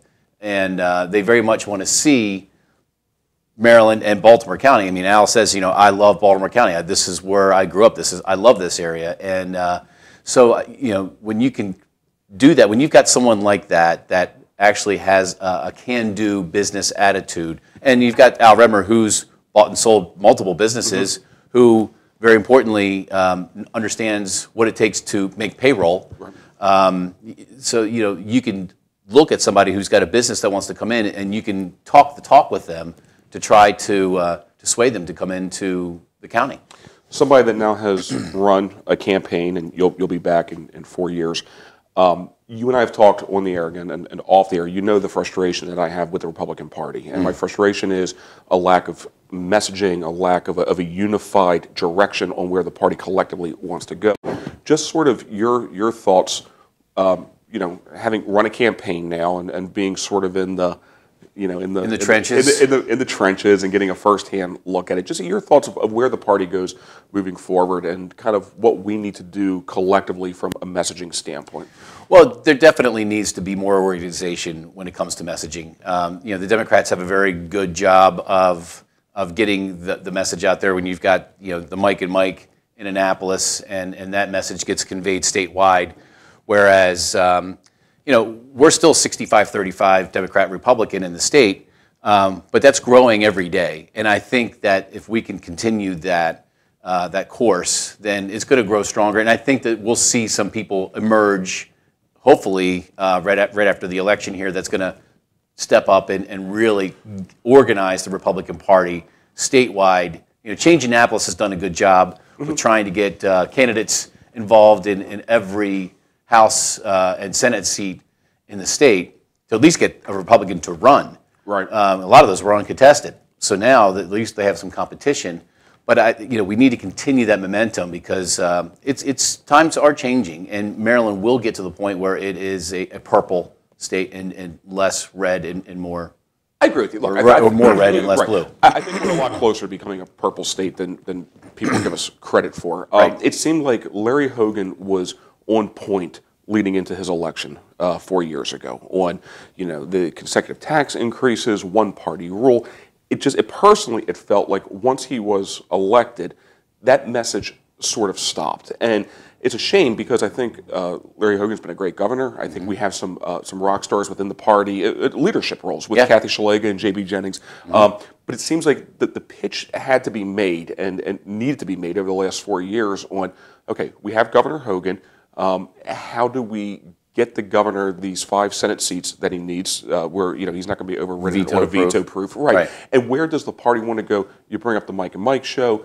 We need to change the state legislature, and it just seems like that message, it sort of landed on deaf ears after he won the election. And obviously, it's been restoked recently because everybody's in the fight for a general election. Oh, Maryland's a big state. Not a huge state, but it's a large enough state, especially when it comes to the Democratic Party. It's like the president right now in Washington. It's a huge ship that you're trying to do course corrections on. And we talked about this on the radio before, where would you rather have a Republican governor who is hardline Republican and really doesn't get his agenda pushed through, but just really stands up on his bully pulpit and is eliminated after 4 years? Right. Or do you want to take a governor like we have with Governor Hogan and say, yeah, we may not get everything that we're asking for as Republicans, but we're making strides, and he's the guy that's leading that charge for us. And now we can give him another 4 years to continue that and maybe do a little bit more than he was able to do in his first term, now that he's going to be a term-limited governor. Before he's a lame duck governor. And maybe push some more agenda items on there. Depending on how we do in November, we're going to need to have the, that veto-proof vote in there. So we need to get those seats. Which isn't going to happen. I mean, I think the governor, he'll definitely pick up 1 seat probably in the state Senate, possibly 2. Well, he'll gain in the 42nd. He'll get the 42nd, right? Right. But I think that's probably it, right? Unless I'm missing one. I don't know. Okay. I haven't followed that one that closely. And for you'll be back in 4 years, I guess? I will. I will be back in 4 years. I will. The incumbent he hasn't officially said that he's not going to run again, but he has told people in other political circles that he's not going to run again. And I really enjoyed the process of campaigning and getting out there and meeting people.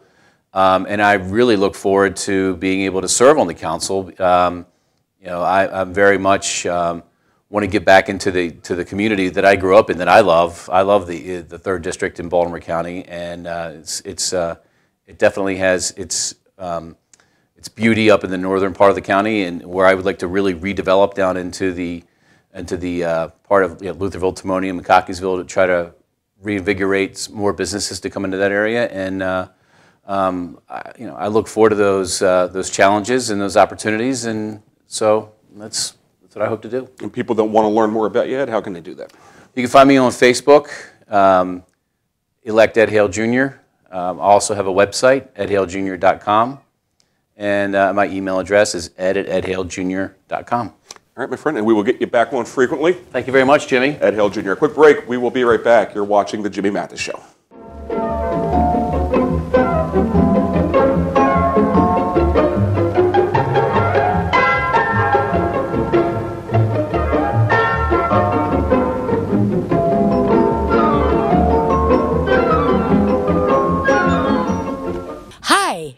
Hi, I'm Dawn Wells, and guess what? You are watching TV Free Baltimore.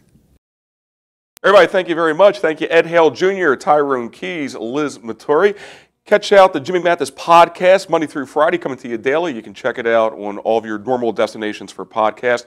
Your number 1 destination should be JimmyMathisShow.com. On Twitter, @JimmyMathisShow. Of course, follow me on Facebook. Everybody, have a great week. See you next week. Bye.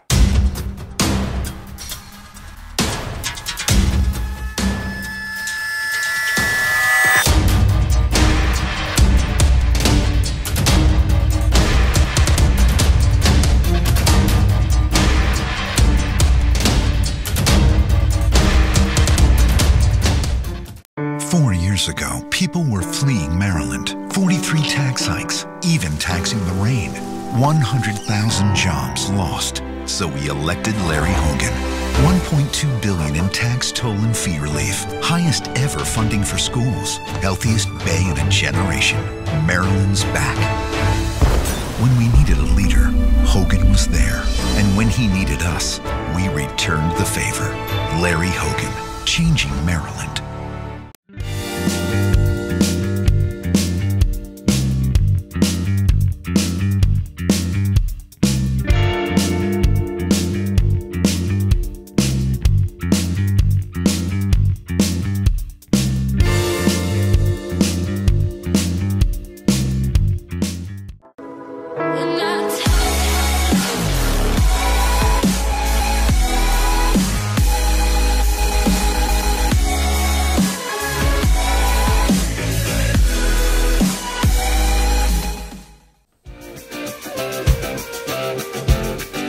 You're watching The Paul Stefan Show on TV Free Baltimore.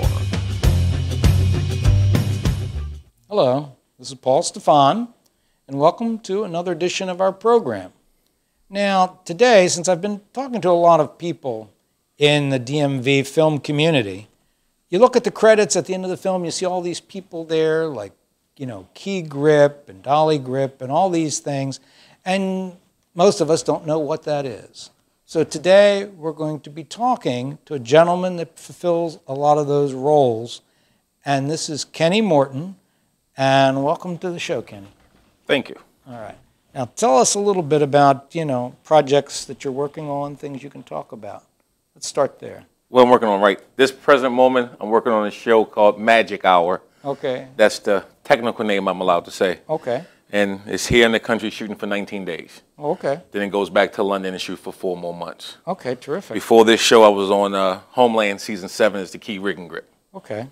And those are the last 2 shows I've been on. All right. We'll get into technical terms because, like I said, people need to know what those jobs are. But, you know, and I know you say you've been in the business, what, 28 years? Been in business 1992 was my first time working in business. Oh, 26 then. All right. 92? Yeah. That's 26 years? Yes, it is. 26 years then. There you go. But I have on here some of the things that were on your IMDb page. Okay. You were involved with a few, at least, of the Step Up films? I did 1, 2, and 3. 1, 2, and 3 Step Up. Yes. When I got to number 3, me and the choreographer in New York were the only 2 people who did all 3 movies. Wow. Yes. And what did you do for those films? Step Up 1, I was a rigging grip and also a set grip. Step Up 2, I was B camera dolly grip. And Step Up 3 in New York, I was just an additional grip. Okay. Also, I did rigging on it also. So was this mostly shot in New York? Or? Yes, Step Up 3D was shot in New York. Okay. Yes. 1 and 2, where were they shot? In Baltimore. Oh, they were? Both of them were shot here in Baltimore, down at the old rec pier. Okay. That was the interior of the school. The exterior of the school was Booker T. Washington. Oh, okay. A school right on McCullough.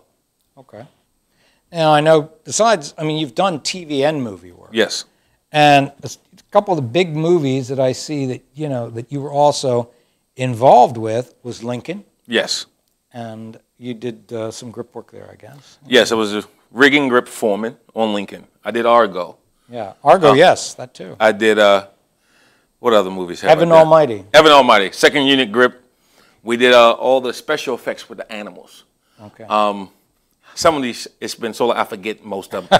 I did Rules of Engagement, Wedding Crashers, Runaway Bride, Enemy of the State, Beloved, Contact. So much. What else have I done? I forget most of them. That's Rendition. Okay.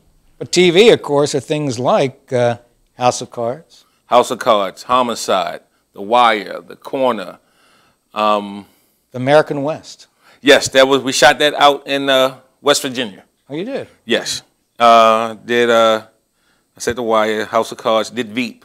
You did some Veep too? Yes, I did Turn. Turn, Washington Spies. Yes, I did all 4 seasons of that. Okay. First season I was the B camera dolly grip. The next 3 seasons I was the rigging key grip. Yeah.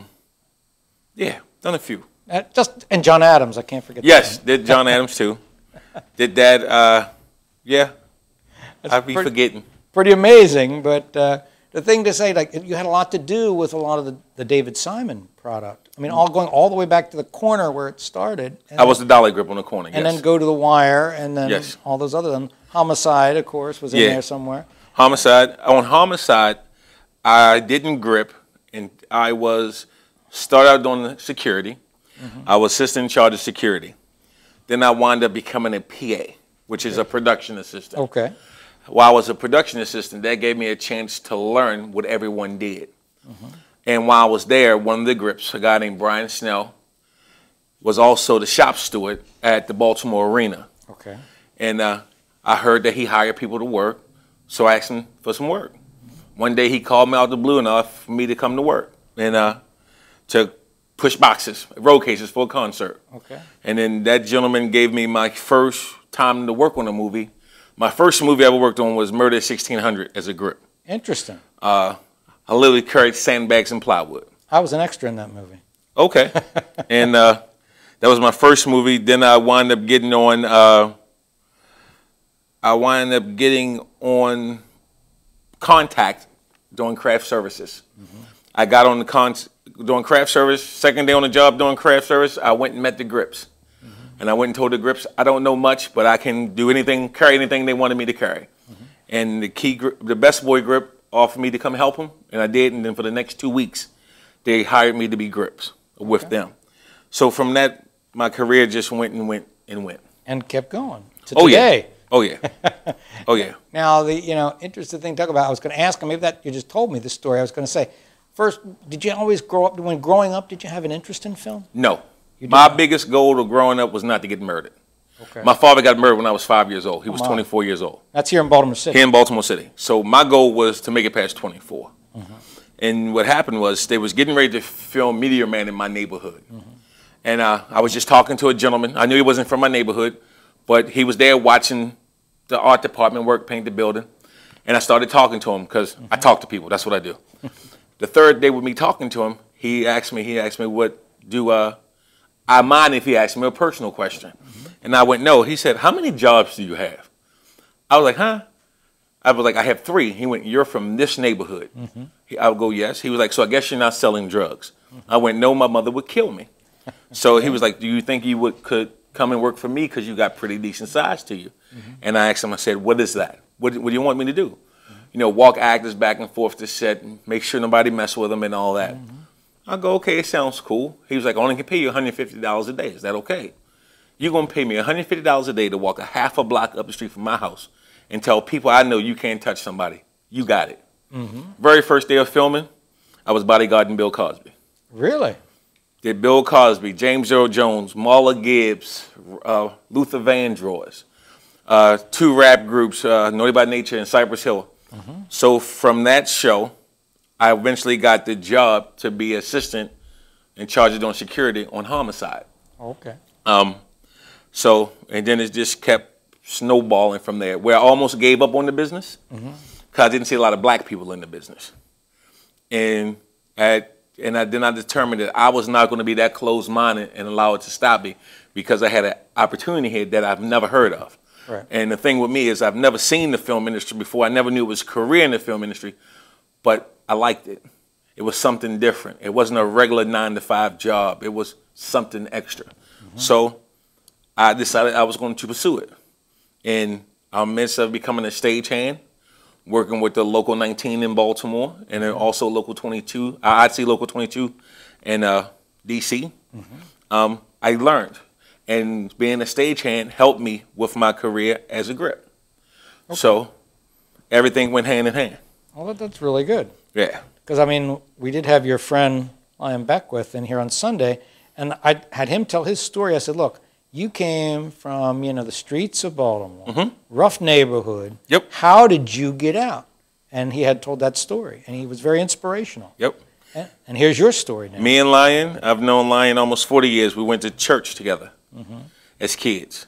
And recently, like 5 years ago, we ran back into each other after not seeing each other for 20-something years on a set of House of Cards. Great. And like our paths crossed back with each other. But he's doing well. The show I'm working on now, he has a part in. And I'm happy for him. And I want nothing but the best for him. And, and one thing I always tell folks, it's not where you come from that determines your future. If you want to make a change, you make the change. For me, I've gotten over 40 people started in this industry. Terrific. I took people who I grew up with who sold drugs and did us, and got them started in doing security and other things, the way how I got introduced to it. Because my thought was, I open the door for you. It's up to you to stand there or make moves. One buddy I got started who didn't sell drugs, I used to bounce with him. He's now a cameraman. Was a cameraman at Channel 11. Now he's a cameraman at Channel Fox 5 in D.C. Okay. Another gentleman I went to high school with started his own sound company. Great. He spoke on the steps of the White House. We went to high school together. So it was a matter of, it's up to you. Once you get into this business, there's so many opportunities to move, but you have to be able to seize the opportunity. And this is an industry I never thought I was going to be in. Right. I never even thought it existed. But once it came to me, I wasn't going to let it go because of the opportunities. So it's working out. I think so. And you're luckier, I think, than a lot of people, because a lot of the independent filmmakers and people involved in independent film in this area I've spoken to, but these credits that I just read off, these are all major things you've worked on. Yes. Major films, Oscar-winning films like Argo and Lincoln, major television shows that were on HBO and other places, and TV films, you know, you know, you're lucky to, you know, you're not working on little indies that nobody ever sees. Well, I think to me, I'm going to say I was ignorant to the fact of what all these movies were. My thing was I came to do a good job. I didn't care what it was. Yeah. So I didn't know that Argo was going to win Oscars and Lincoln. Right.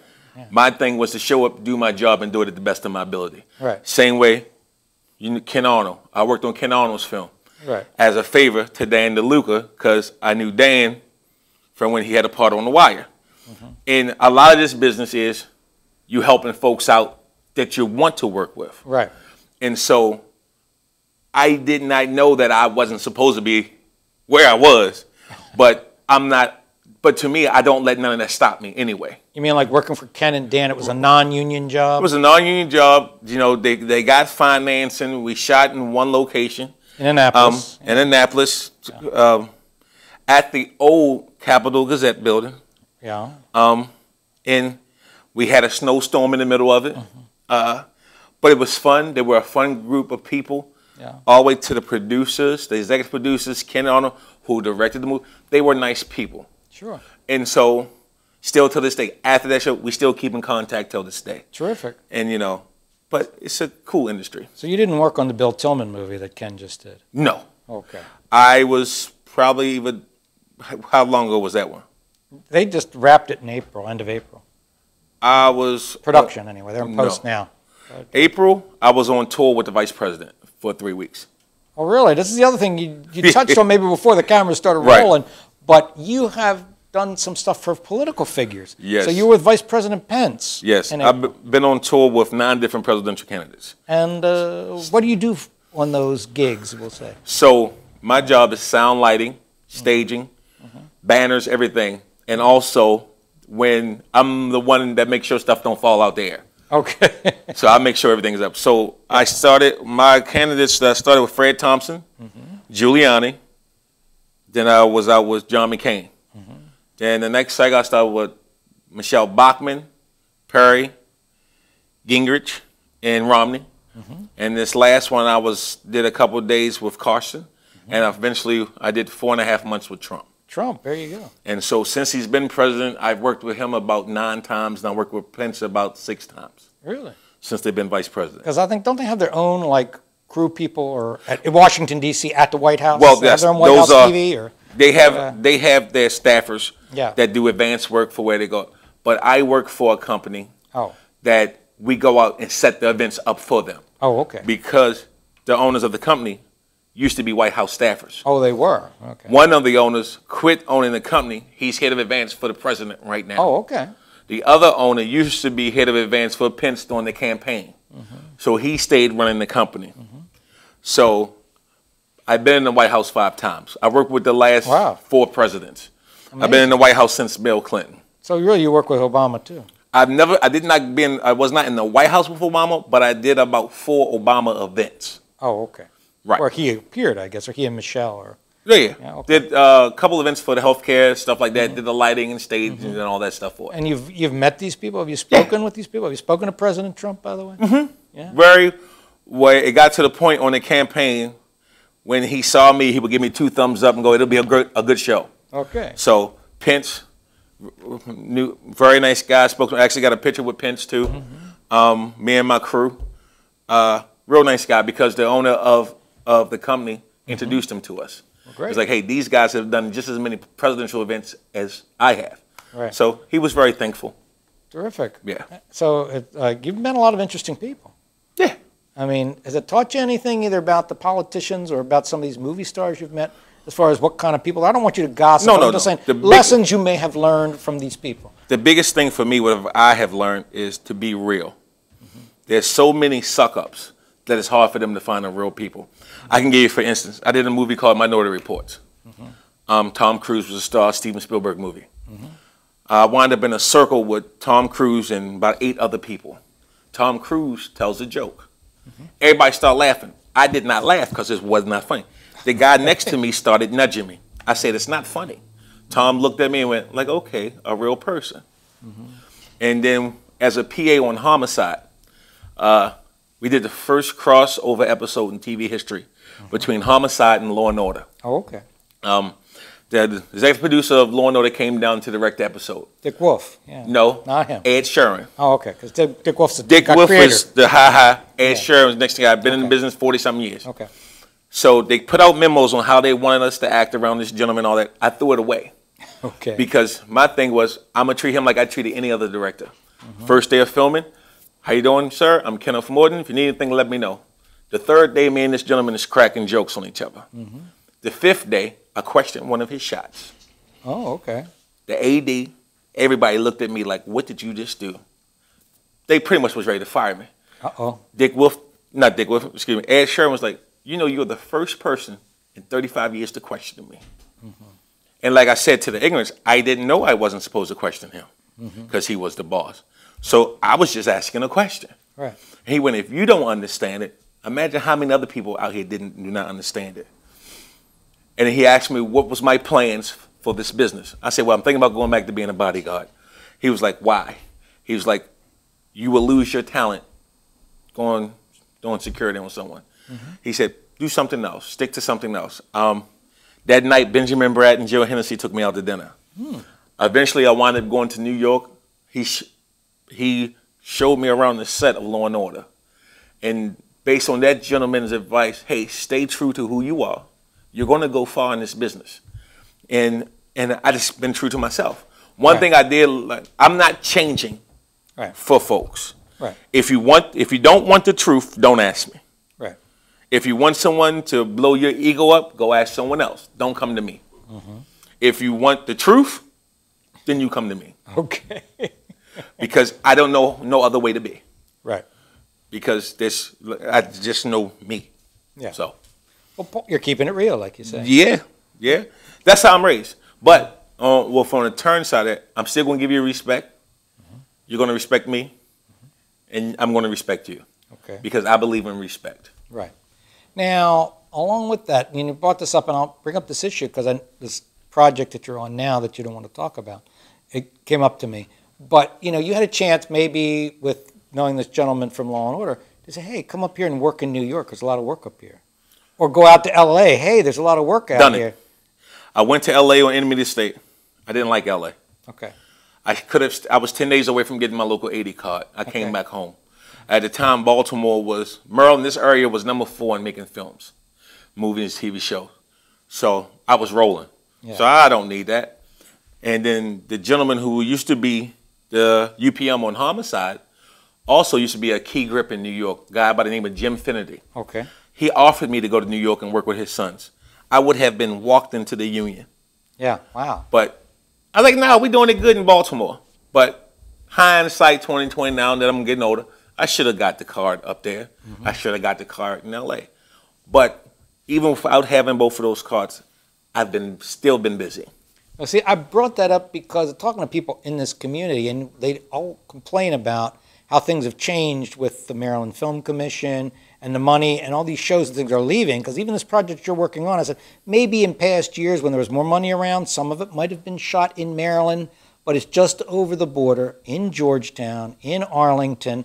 Virginia's film board must be a little nicer to film companies. No. it's the tax incentives, true, is driving the business. Okay. But that show came to shoot in D.C. Oh, it did? Okay. Because of, it's D.C. Right. That show was shot in London. Right. Because of the film and London. tax credits. Oh, the tax credit, sure. Over in London. It's Right. Plus they don't have to pay the actors residuals and a whole bunch of other stuff. Right. So it's a lot of reasons why they shot there. The one show recently that left was Veep. Veep left due to tax credits. Right. But that wasn't the whole thing. Veep, I think Merlin was giving Veep $4.5 million in tax credits. But Veep was created, Nando, who was a big writer, comedic writer in England, who helped create the show, is from London. Mary Louise Dreyfus is from California. Right. So the great spot for both of them to meet was he and Merlin, because he was flying from London, they were flying from California, so he didn't have to fly all the way to California. He could just fly to Merlin. It was a shorter flight for him. That's one of the main reasons Veep was shot here. Once he decided that he was walking away from the show, all the actors were from California. California just passed their new tax incentives. Right. So they were going to they gave Veep $6.5 million. That extra $2 million helped them to rebuild all of the sets back in California. Right. Because all the actors wanted to go home anyway. Right. Merlin just passed the new tax incentive, which we're proud to say. It's not like what Georgia or New York says, but I think we got like $20 million. Oh, that okay. will bring stuff back here. Good. But tax incentive is what's driving the whole industry. Right. Given film, but it works. Yeah. Because with all the other industries that it helps out. And all the jobs it will create. Right. Because everybody goes to Atlanta now to film. Well, they have no cap on their tax incentives. Oh, okay. So there's unlimited resources. But the one thing about Atlanta is they're shooting the same places 4 and 5 times, 6, 7 times for each show that they're. So now they're looking to go other places because everything has been shot a whole bunch of times. So yeah, the sets or what they used are looking too familiar, I guess. Yes. And so maybe that gravy train's about ready to dry up. Yeah, and hopefully some stuff will come here to Maryland now. That's good. And hopefully we'll can get some more work here. I mean, it changes because I know Atlanta, for a while there too, and since you're from this region, you know, it seemed like there used to be a lot of shows or TV being shot in Wilmington, North Carolina. Yes. And that's no more either, I think. Well, and not as much. What happened with Wilmington is the bathroom law. Once they try to change the bathroom law in Wilmington, then the tax incentive. So all that's fallen. It's still some shows shot there. A little bit of work is coming back. So tax incentives. Yeah, that's the name of the game, isn't it? Right now. Kentucky has tax incentives now, so films are going to Kentucky. Oh, okay. Good. Now, New Mexico, right. Part of what, we talk about what you do, and just a little education to the viewers, is that you corrected me before you came in here. You're not a gaffer, you're a grip. I'm a grip. So what's the difference between a gaffer and a grip? Okay, a gaffer is a chief lighting technician. Okay? Electricians put up the lights. As grips, we shape and color the lights. We also do the big movements of the cameras. And once we come into a set, the set walls and everything belongs to us. We are the safety people also. So let's say if we have to open a wall up, it's our job to open the wall up and to make it safe. If you ever seen the making of a movie behind the scenes, you ever seen when the camera is mounted on a little cart and then someone is pushing up and down, look like little train tracks. Right. That's the dolly grip. Right. So that's our job to do the big movements while the cameramen do the finer, smaller movements. We also operate the camera cranes. We do the big swings on while the cameraman operates the remote head with the smaller movements. And there's a love-hate relationship between grips and electricians, which is because that just goes back. But also, we do all the specialized rigging. My job is a rigging grip. What I normally do, anything above your head, I make sure it's safe and does not fall and kill you.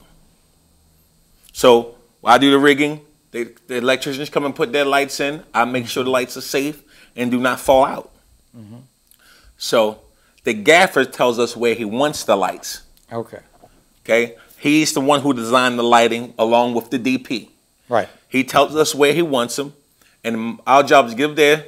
And then if we want a different color or anything, we put the film in front of the lights to change the color of it, and we create the shadows. Right. Now, with that, who's in charge of a grip crew? Usually. Okay, this is how it works. Okay.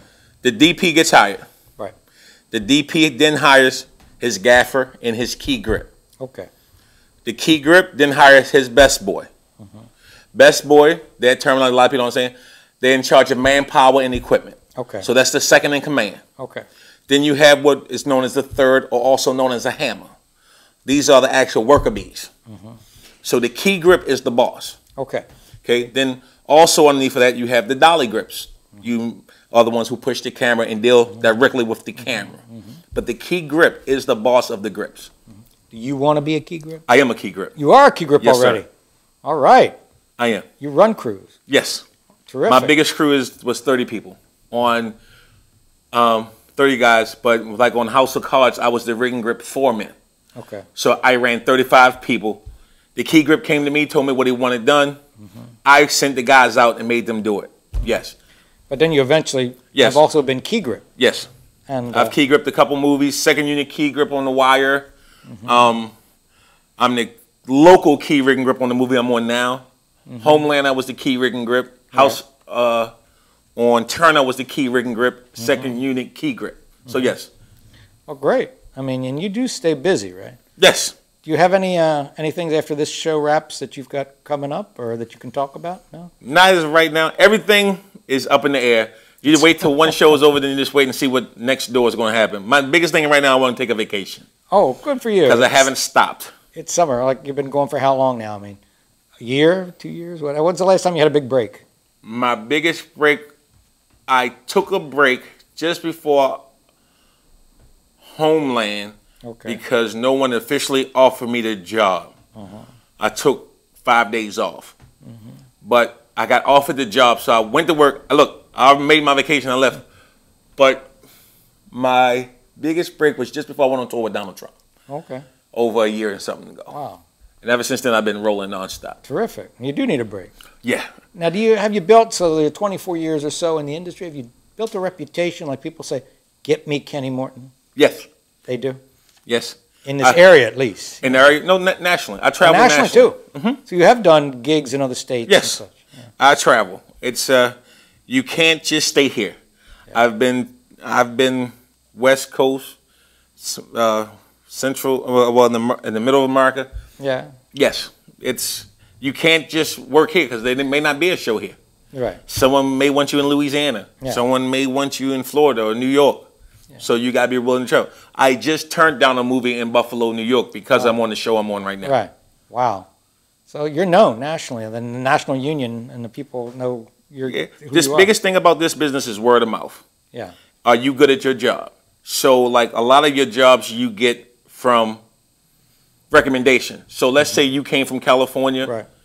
Let's say you're coming here from California, but your buddy just left, shot a movie in this area. Right. So you'll ask him, who did you use while you were in Baltimore or D.C.? Right. Hey, check Kenny Morton out. He was good. He got crews. He kept his guys in line. Right. So even this show I'm on right now, I got hired on the job, not even knowing I was hired.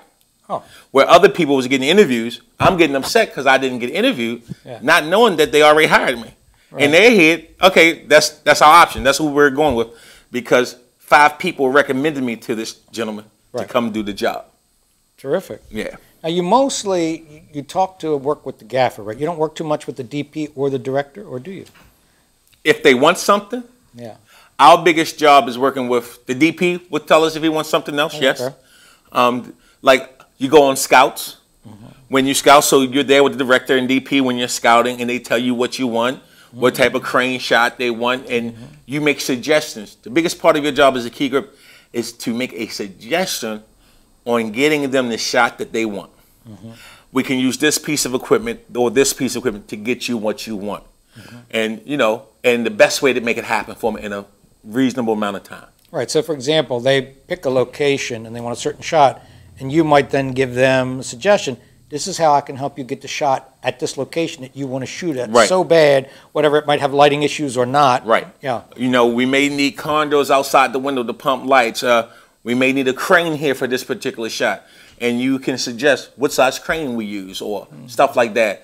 And then you got to also ask them, what are you looking to achieve? Right. What do you want?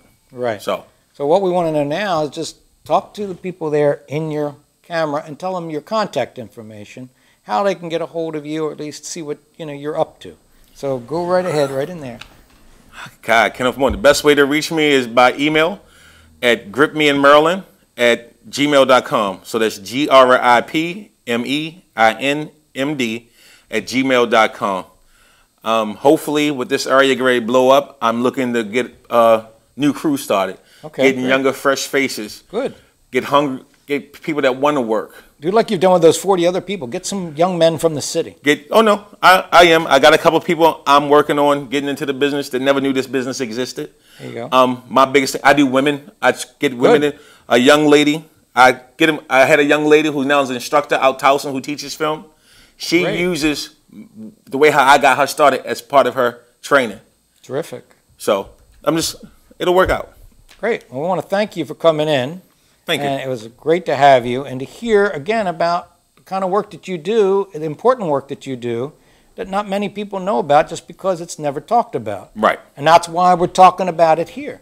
Cool. So thank you again. Maybe we can have you back, and we'll talk about some other things or bring in some of these other folks because we need people here too. We need help. Copy that. And so, folks, that's it. That's the end of another Paul Stefan show, and I hope you were informed and entertained the way I was today by Kenny Morton to know and appreciate more what a grip is and what a grip does and how vital they are to the production of a film or TV show. So until the next time, this is Paul Stefan saying, see you then. You're watching The Paul Stefan Show on TV Free Baltimore.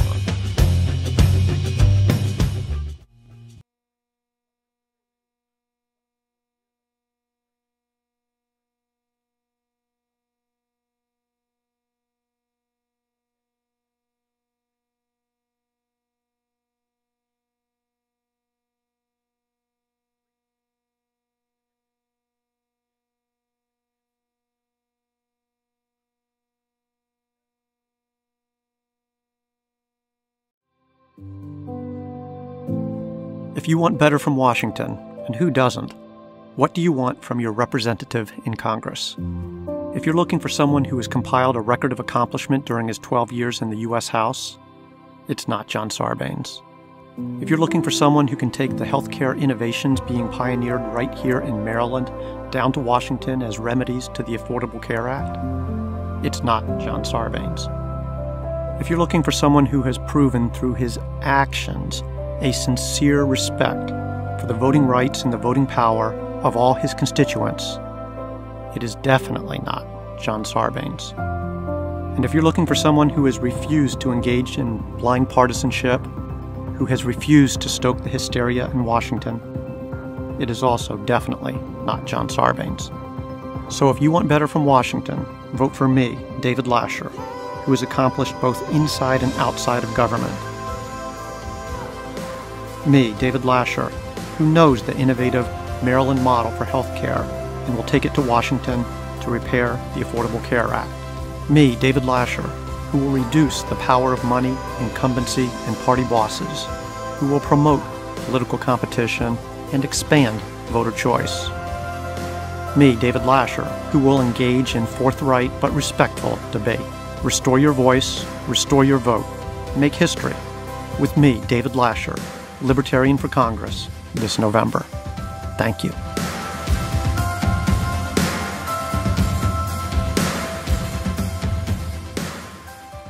This is my jump shot. Trash ball, I need pay. Everybody wins, let me show you how to play. Well, you pick up some trash, and it's a ball, and then you throw it in the bucket, you're playing a trash ball. A jump shot hook, you gotta put it away. We're gonna play that trash ball every day. Come on, Baltimore, play ball and keep it clean.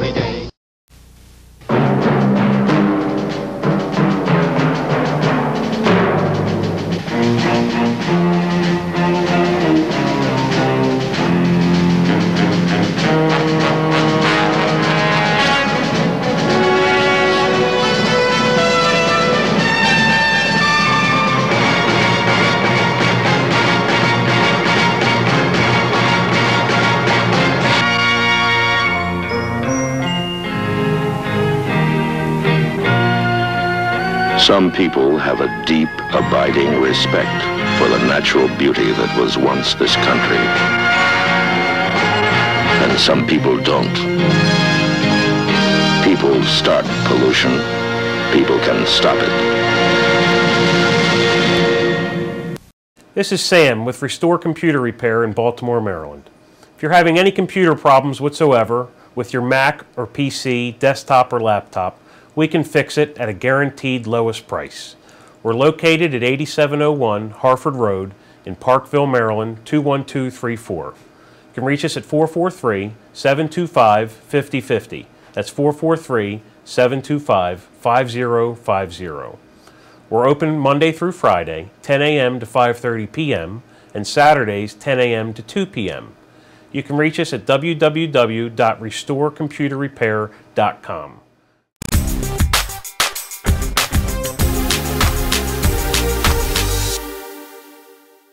Attention on deck. I am Tyrone Keys, and I want to welcome you to the Wealth Hustle Live. I'm joining you from the studios of TV Free Baltimore.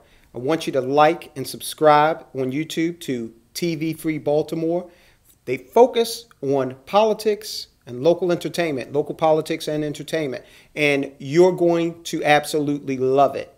So thank you for joining us here, and you all know that the Wealth Hustle, and I hope you've subscribed to us, is dedicated to challenging the economic orthodoxy that we've all come up under and has us doing things that, you know, really don't make a lot of sense. So we're challenging that. We are creating economic literacy for people because, you know, they don't teach it in schools for some strange reason.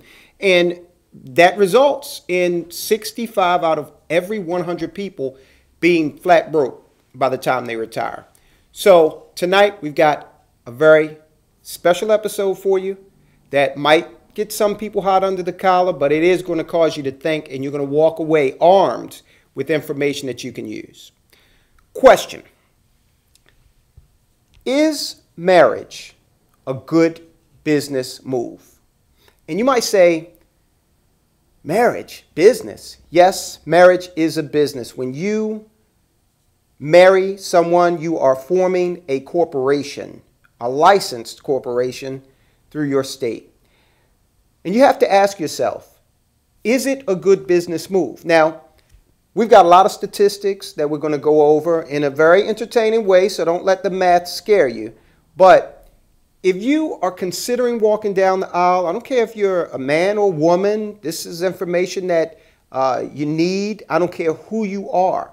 And we know that these days we do have in our country the right for same-sex couples to be married as well. So you need to hear this. Everybody within the sound of my voice definitely needs to hear this. So we're going to get to that in just a moment.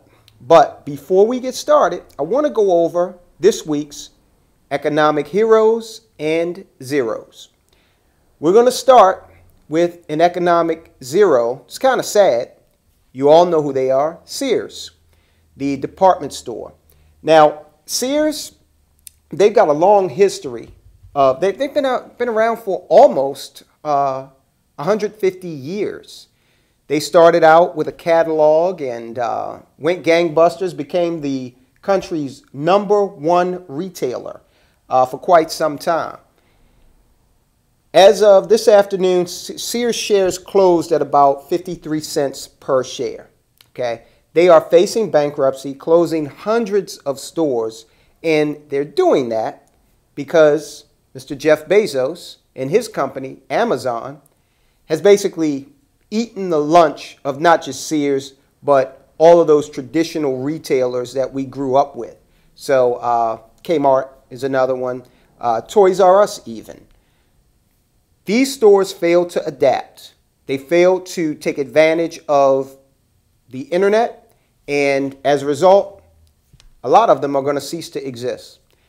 So they're the economic zero. Now I want to talk about a very special economic hero, Greg Calhoun. Greg Calhoun is actually, he passed away here a few days ago, but Mr. Calhoun was the CEO and founder of Calhoun Foods. He died on the 11th of October. Now, what's special about him, and this is what we always want to really advance on this channel is the fact that Greg Calhoun started out as a bag boy. He would bag the groceries in his local grocery store, and he had a dream that he wanted to own it. He went on to own quite a few grocery stores, including the one that he used to work in as a bag boy. He built a multi-million-dollar business from very humble beginnings, and later in his life, he actually became someone who was relied upon by presidents to counsel them on various economic policies. So we salute Greg Calhoun. He is one of those only in America economic hero stories. Now, let's get back to the subject of marriage and business. Marriage is a good thing. I think so personally, having been married for 17 years.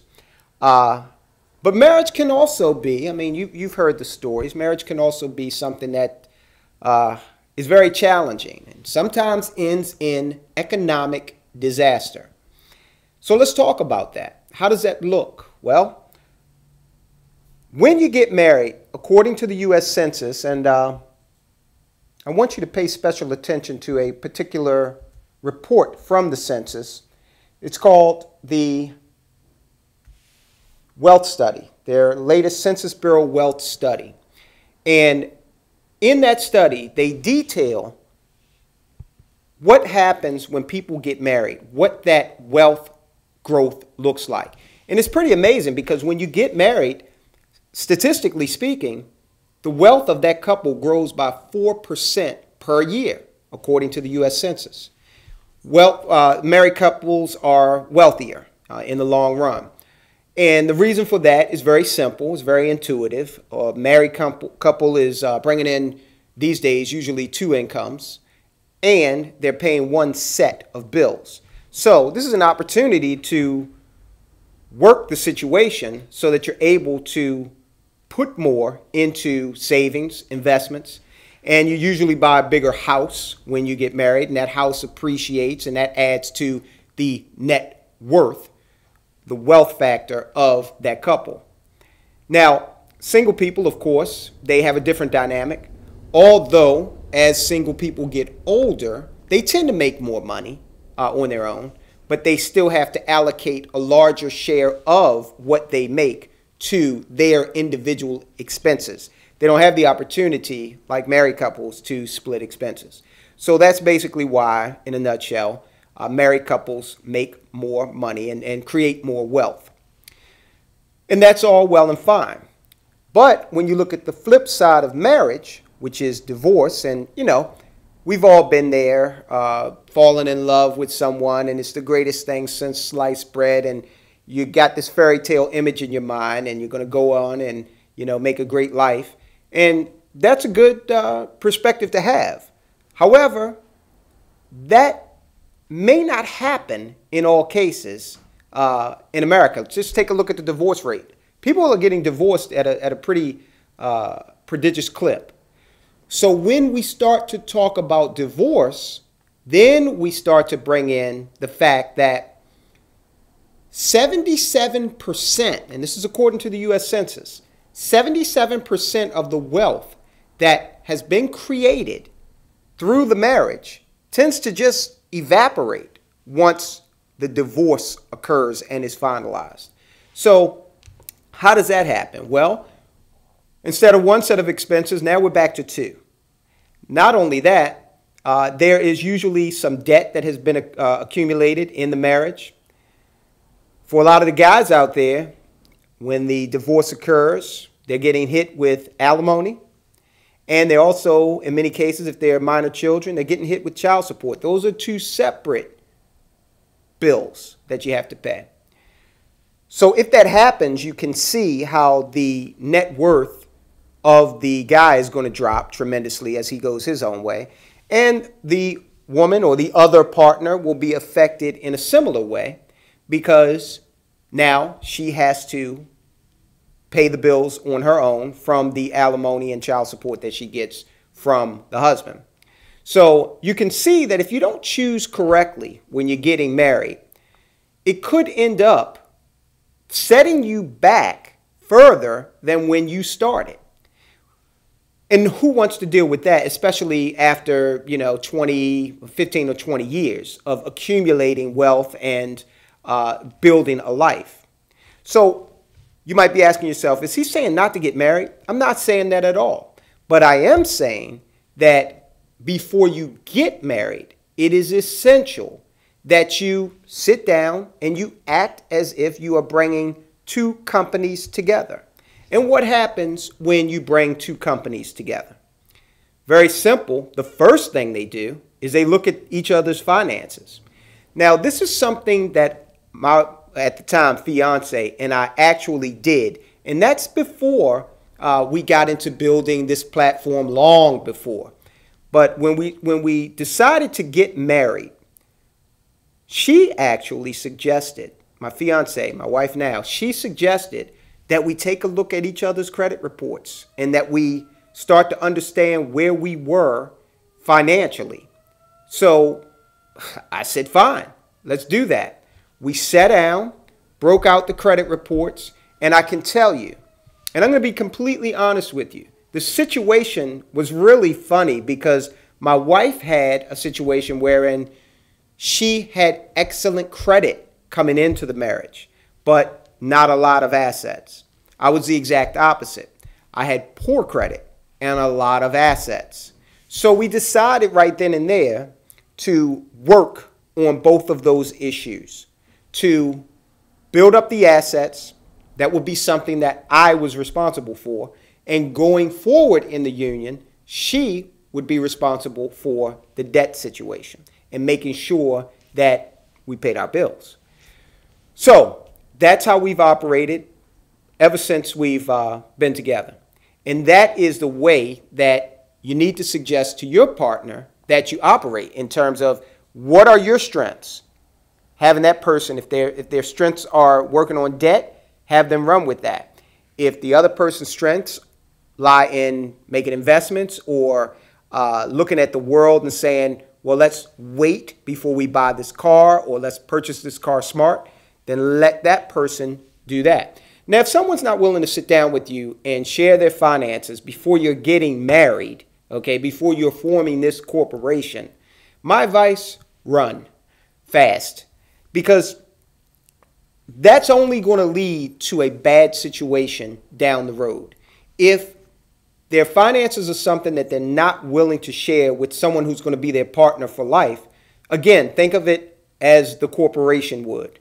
A corporation would not say, okay, we want to merge with Corporation B, and Corporation B says, well, we're not going to share our financials. That would never fly. So it shouldn't fly for you either. So make absolutely sure that you do those two things. And talk about money. Talk about your aspirations where finances are concerned. Do you have entrepreneurial aspirations?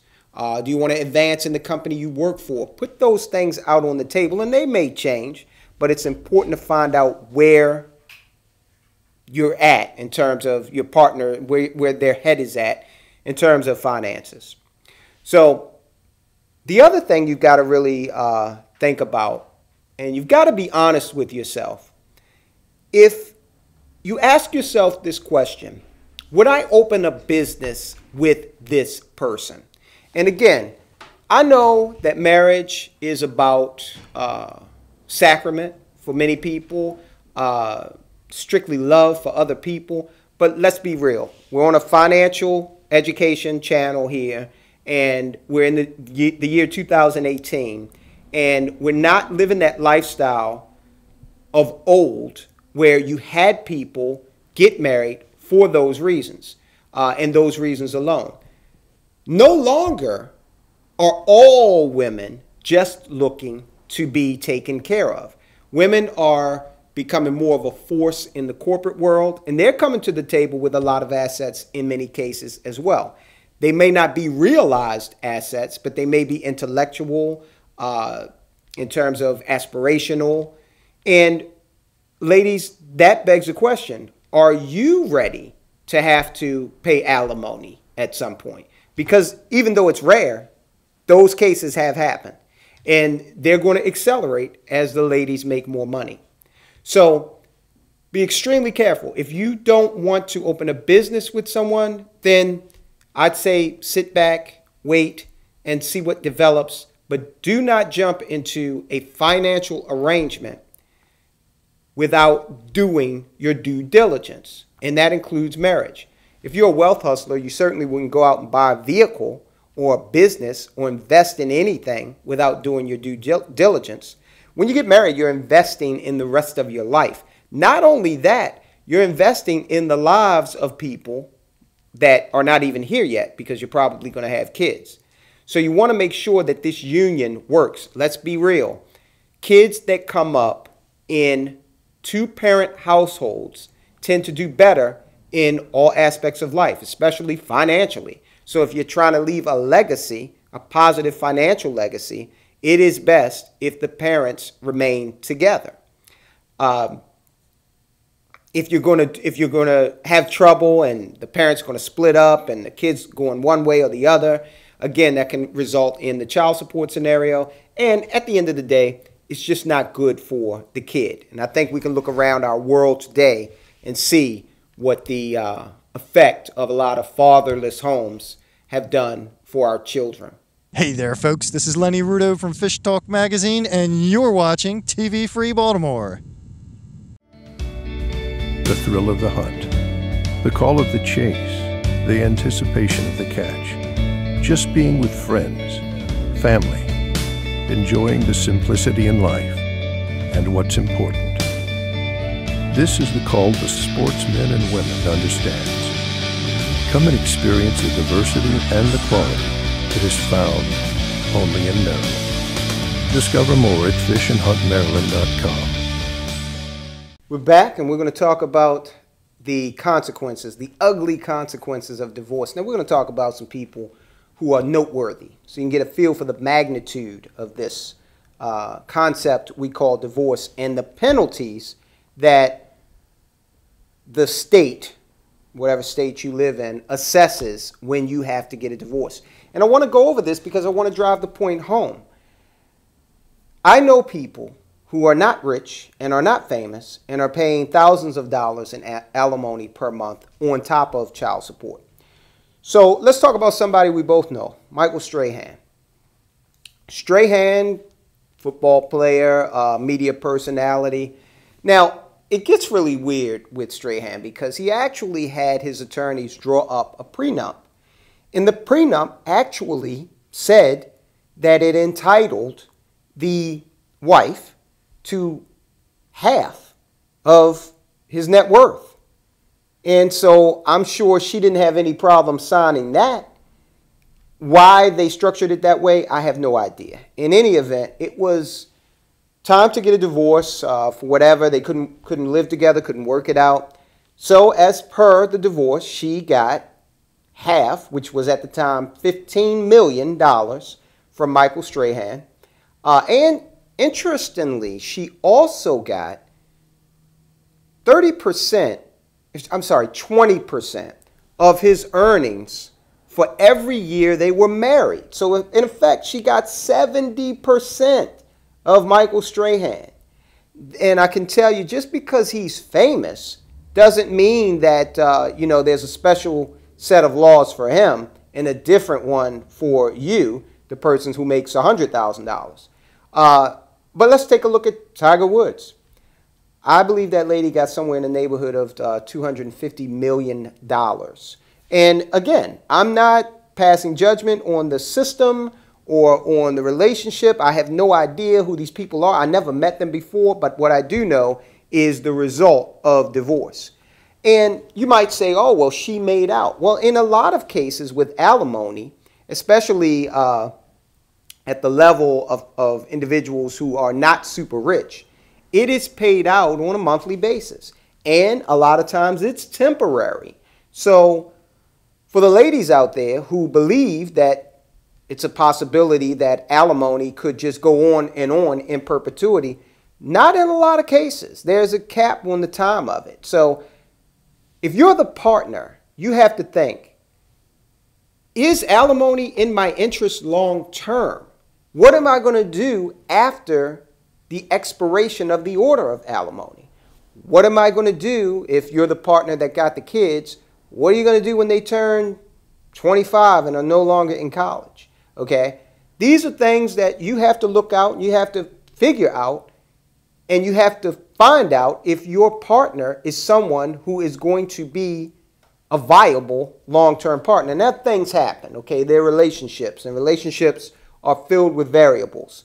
But you and I both know that if you pick wisely, the chances of you being able to stay with that partner are higher than if you just go to Las Vegas to the Elvis Chapel and get married within, a week of meeting someone. So I want to bring this topic to a close, but I want to just stress it because there are so many people who are finding themselves in economic turmoil because their marriage didn't work out. And you've got a lot of marriages that are, one partner says, hey, I didn't know this person spends so much money.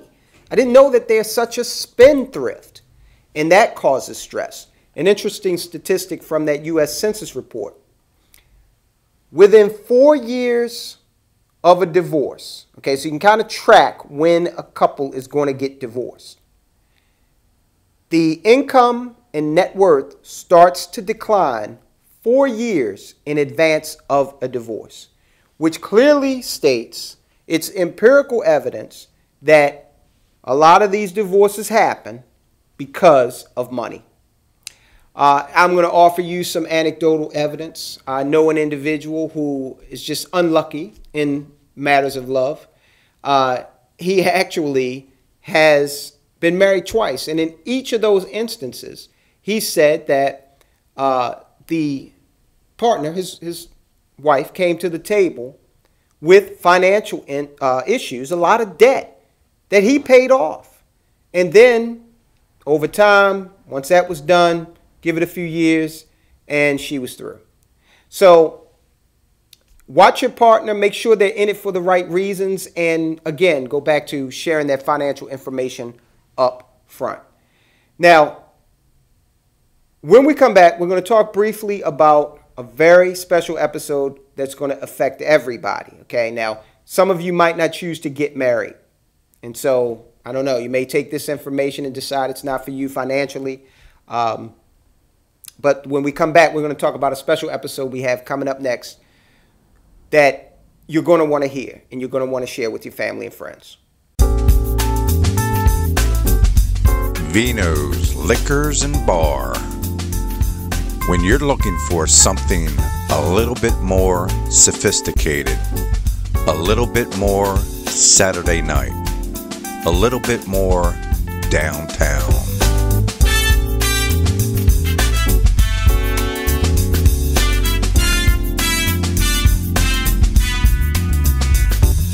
Vino's Liquors and Bar, located at 3811 Old North Point Road in Dundalk, Maryland.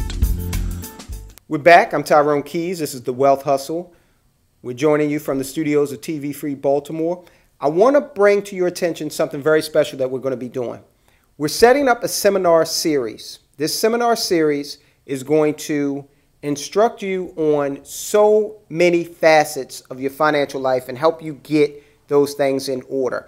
Everything from how to talk to your children about money, to how to structure a business, how to protect your income, on and on and on.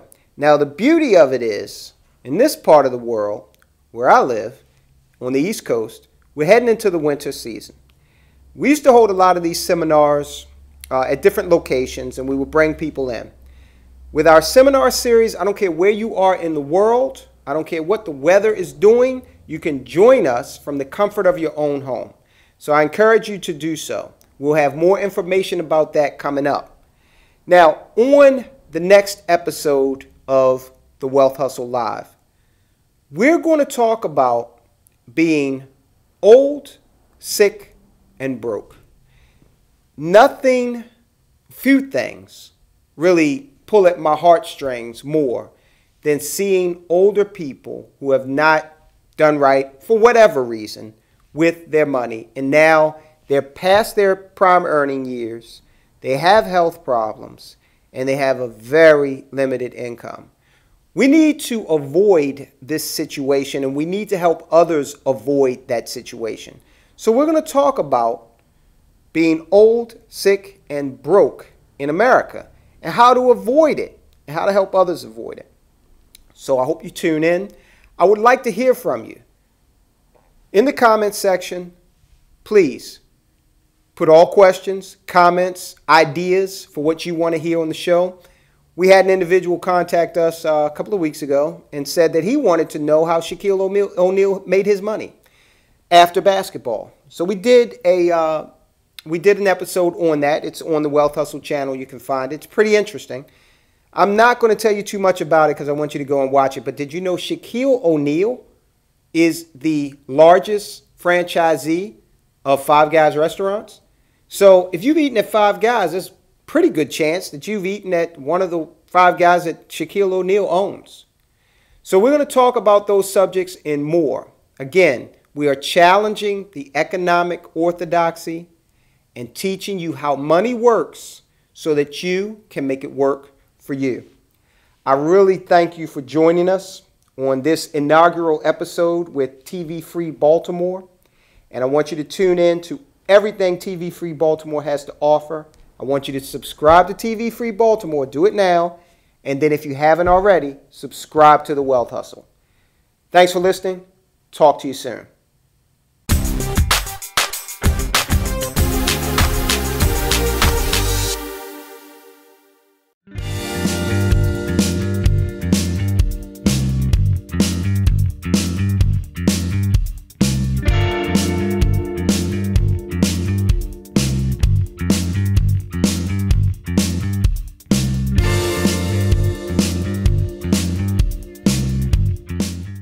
Hey guys, Johnny Alonso, and you're watching TV Free Baltimore.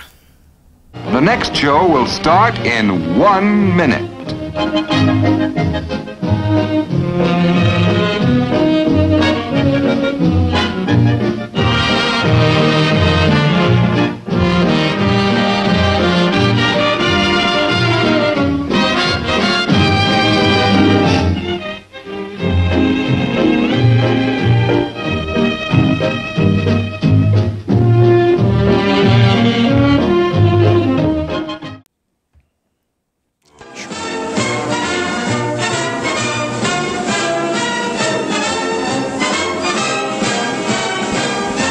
We hope you're enjoying your visit here this evening.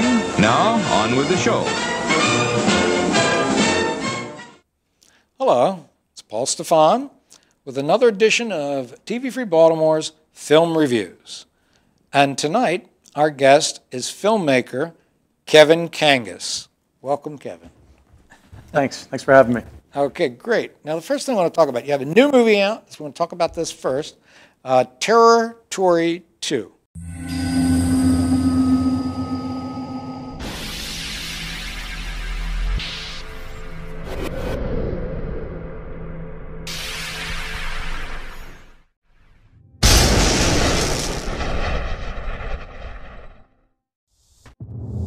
Nice day for a hike. You know much about the area? About the territory? Yeah, territory. Well, actually, I've spent the last 2 years mapping it. I figure if I can just get this information out, maybe I can save some lives.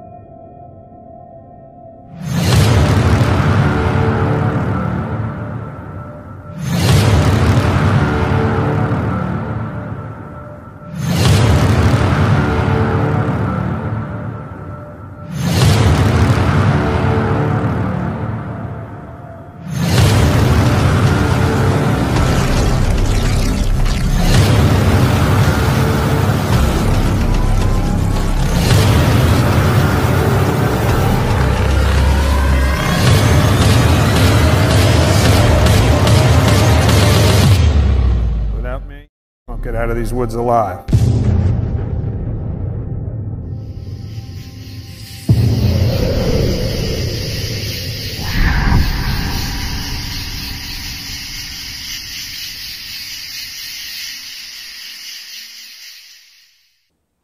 but there was a Territory 1. So what's the difference between the two films? Well, the first one is, they're both horror anthologies, but the first one, the quick background is basically another local filmmaker asked me to get involved in this and said, you want to do a segment of this movie I'm doing? I'm getting a bunch of local filmmakers together to do segments of this thing about sort of a Twilight Zone area in Maryland where, he's like, we can just do serial killers, we can do monsters, anything you want can be in this thing.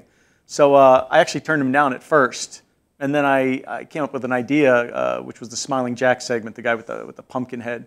Mm-hmm. And I went ahead and wrote that segment, shot that segment, and then like his filmmaker friends kept falling by the wayside, not doing their part. So I said, well, I got another one I can do.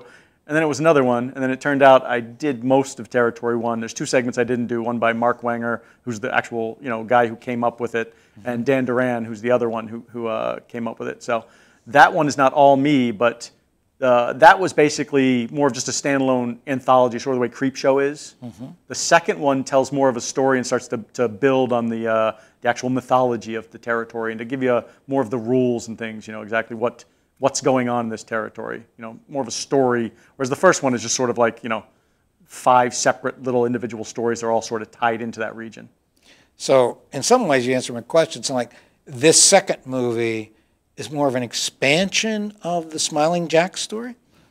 It's an expansion of, not really, like Smiling Jack plays a big part in this, but it's more an expansion of the whole thing and how Smiling Jack and the Midnight Clown and all the other creatures, why exactly are they there? What are they doing? Why does this place exist and that sort of thing? So it really kind of builds on the why of what's going on there. So it really kind of expands that particular little universe. Yes. And but certainly leaves room for a Territory 3. Oh yeah, they're actually working on it now. Are they the really? whole thing. When we got done the first one, I actually said to the other guys, I said, what if I go off and do 2 myself? Because I knew if I was doing one by myself with all of the ideas I had, it would be more cohesive. Mm-hmm. Because the first one's a little bit, you can tell it's done by different people. Mm-hmm. And there's a bit of a charm to that. But I wanted something that was more cohesive and more mine. And that I could fully control, and I knew exactly what's going on. So that's why, and I said, I'll do 2, and you guys go do 3 on your own. So basically, you go get your friends, do that. So I'll do 2, you do 3, and if you need me to come in and do like the wraparound story for the third one, I'll do that. Mm-hmm. So that's what they're essentially getting ready to start Territory 3 now. Okay. And how well did number 1 do? How well was it received? Amazingly. Really? We actually were one of the top 100 movies period in October of 2016 on Amazon. Really? Amazon gave us a bonus. Wow. A pretty substantial bonus for being one of the top 100 of all. Like we were beating, big movies, big studio movies, which was crazy.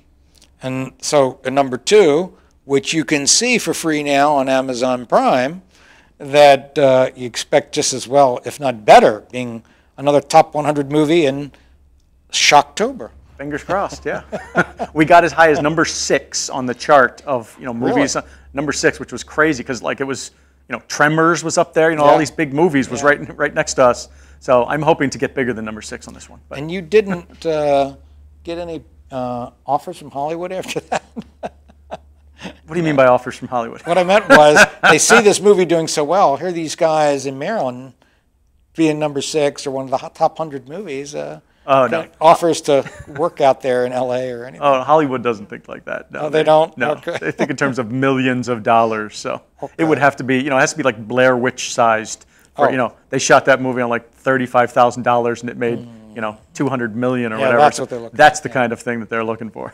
So the general plot this time is that it's still kind of an anthology because you're still touching on characters from the first movie? Yes, but the individual segments just sort of flesh out the main storyline this time. In the first movie, the storyline existed to tell the segment stories. Mm-hmm. In this one, the segments actually exist to build upon the main story. So there's sort of like, a lot of times when you see a mystery or some other thing, have all these different little threads, and in the end, they kind of all pull together. Is that what's happening in the second one? Quite a bit, yes. Yes. So that's the cohesiveness. Yes. That it does all fit at some point. Yes. And people go, aha, now it makes sense. Yes, if they're smart. If they're not, they got to watch it 2-3 times and then they figure it out. Now, an interesting thing too was in the stuff that I read that in this movie, somebody I had never heard of, but is in your movie. I don't know if she's the star or what. Somebody named Stormy Maya. Yes. The Afro-vegan, she's called. Right. And apparently she is getting some play. I don't know if it's Netflix or someplace has the TV series. She's Got to Have It, and she's supposed to be in this series. Yeah, it was odd how I got in touch with her. I was looking for an actress who didn't care about getting naked for a certain role and was having a really hard time. And a friend, Frank Lama, who is an actor in Fear of Clowns, he's the star of Fear of Clowns 1 and 2. He seems to know everybody. Well, he reached out and said, yeah, what about this Stormy Maya girl? She's very popular. She seems to be a good actress. She doesn't care about getting naked. So that's when I actually reached out to her. And yeah, she was all for it. Came in from New York. Was great. Had a great time. She's super fun to work with. So, and she's really blowing up. And yeah, she's going to be in a movie called Death Kiss that has like a Charles Bronson look. The guy looks like, you'd think Charles Bronson came back from the dead. Dead, really? It's crazy. Looks yeah, like she'll him. be in that. And then yeah, she's going to be in that Spike Lee TV show. So she's really blowing up. Well, I think they said she's got 350,000 followers on Instagram. Yeah. That's a lot. She is popular. But you look at her and you can see why. Did you hire her, though, knowing that there were potentially 350,000 people who would watch your film? I mean, you've always got that in the back of your head. I mean, that's always, anything you can do to help get your movie out there is positive. But at the time I hired her, I think she was like 215. So, in the span of a year, she's already gotten, another 100,000 followers. So it certainly doesn't hurt. So it's not like intentional, because I was talking to somebody today and said, well, a lot of times in the past you'd have B movies or horror movies, and they would get Hollywood stars who were already like past their prime, and it's Lon Chaney Jr. or it's Rita Hayworth in some horror movie made in Italy kind of a thing. Chuck Connors in Tourist Trap, for instance, yeah. Yeah, those guys. And I thought maybe that might have been having, she's more in the opposite. She's on her way up. Yes. To say that, and it's almost like product placement to say, if we get this name, we can sell our movie, or we can get financing, or we can get investors, but that wasn't your intention here. No, I'm always quite honestly, I'm looking for the best actress for the role, number one. And, I don't know what's happened in this general area, but I used to not have any problem finding actresses who would do nudity in this area. Really? It wasn't a problem. Now it seems to be a big problem. It's very, very hard to find good actresses who don't care about getting naked. And most of the time in my movies, it's not super gratuitous. Like Fear of Clowns 2, that's the most gratuitous scene that's ever been in a movie probably. But most of my other stuff, the nudity tends to have something to do with the plot, so it's there, I don't just write somebody in the shower soaping up her boobs. I try to, work it into the plot. But, for some reason around here, it gets harder and harder to get them. Because it was, I know you obviously had some nudity too also in Garden of Hidden, right? And the blonde, and for one. Yeah, Garden of Eden had some nudity. I mean, the first Territory had some nudity, but again, that was an actress out of West Virginia. So it's, I don't know why. Again, that was not Baltimore. Right, you got to import them from out of state for some reason. The interesting thing to say is, I was going to ask that question anyway. Whether you put it in there because it's expected in a horror film, or you do it because that way, hey, I'll get teenage boys watching this movie, or it's, it's a gratuitous versus integral to the plot, Well, I mean, you're a writer, so you write the scenes. Right. First and foremost, it's tradition. I mean, horror movies have always been, when we were young, back in like 1920 or whatever it was when I was young, you kind of, there was no internet. The only place, you found nudity was like in horror movies or like National Geographic. Those were the places you'd look. Well, nowadays, kids can get nudity anywhere that, they can get on the internet. They just have to type it into Google. Yeah. So it's not really that kids care, younger teenagers. No. Yeah, they don't care too much about the nudity. But I mean, it's tradition. And at a certain point, there was, especially when the, the Lionsgate days, distributors were looking for that. Like if you didn't have nudity in your horror movie, that was a check mark against your movie. So, they expected it and they wanted it. So, because they wanted to be able to, say that there was nudity in the movie because that would get more people coming. Right. Or, in a sense, looking for something close to a snuff film. The girl's nude, but she gets killed. Right. That kind of thing. Because that would, let me see. And what I also wanted to bring up about things here. Okay, the use of social media these days. Social media has risen so many years for marketing a film. And do you use social media as far as... I do a bit. I'm just terrible at it. To get your film out there? Yeah, I'm just... I don't have a lot of patience for doing it. You know, I'm getting a little better now. I'm branching out, but I'm just not that good at it. Clearly, it's valuable if you know what you're doing. But you know, a lot of people hire teams and things of people to deal with that just because they don't have the time. But you know, I'm on Instagram, I'm on Facebook, I'm on Twitter, so I have all that stuff. I'm just not all that active, or if I am active, I'm normally just saying, you know, quippy things, not really about my movies when I should be pimping my movies. Like an IT person there, because I mean, some of these people, even I've interviewed, regional filmmakers, even have like your movie just came out, they'll say, Facebook page for Territory 2. Right. You know, and that way people can go to there. You know, Eric Myers with Butterfly Kisses even created Facebook pages for his 2 main characters in the movie, and these people don't even exist. Right. You know, he created a myth for this movie about Blinking Tom, and so which is urban legend that he made up. Yeah. So I mean, so you can get deep in with social media in advertising your films. Yep. So how do you publicize your films and get them out there? I come on local interviews. Okay. You know, can't get much more local than this. Exactly. Or you know, I do social media. I do a lot of.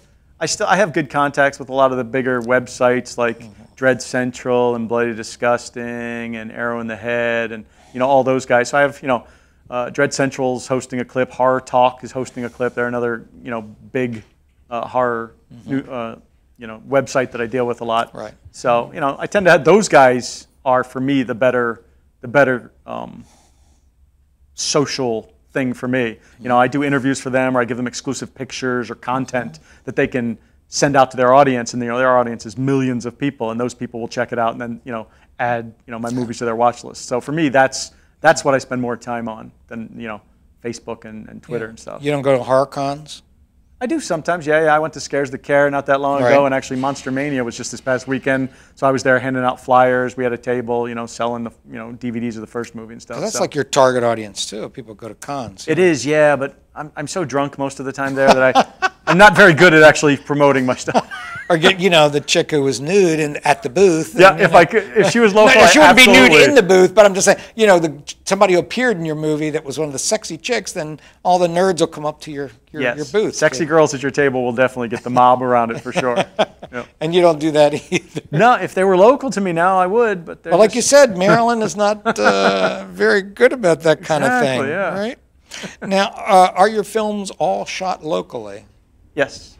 They are. Every one was shot in Maryland. They're just different places. You know, we've been in Baltimore. Most of Territory was in Arnold, Maryland, down by the bridge, but we shot some of it across the bridge in like Easton and even farther way down near Tuckahoe State Park and stuff. So all over the place. Wherever I can find a location that fits perfect, I'll go. Where was Territory 2 shot? That was mostly in Arnold. And Arnold across the bridge, yeah. Because obviously, I don't know if you're matching, because it's got to be, I don't know, it really has to be the same forest, but, you know, it was Territory 1. It doesn't have to be, but the hardest part is finding a forest that's big enough to do everything we need to do. And I don't want to shoot in one little location.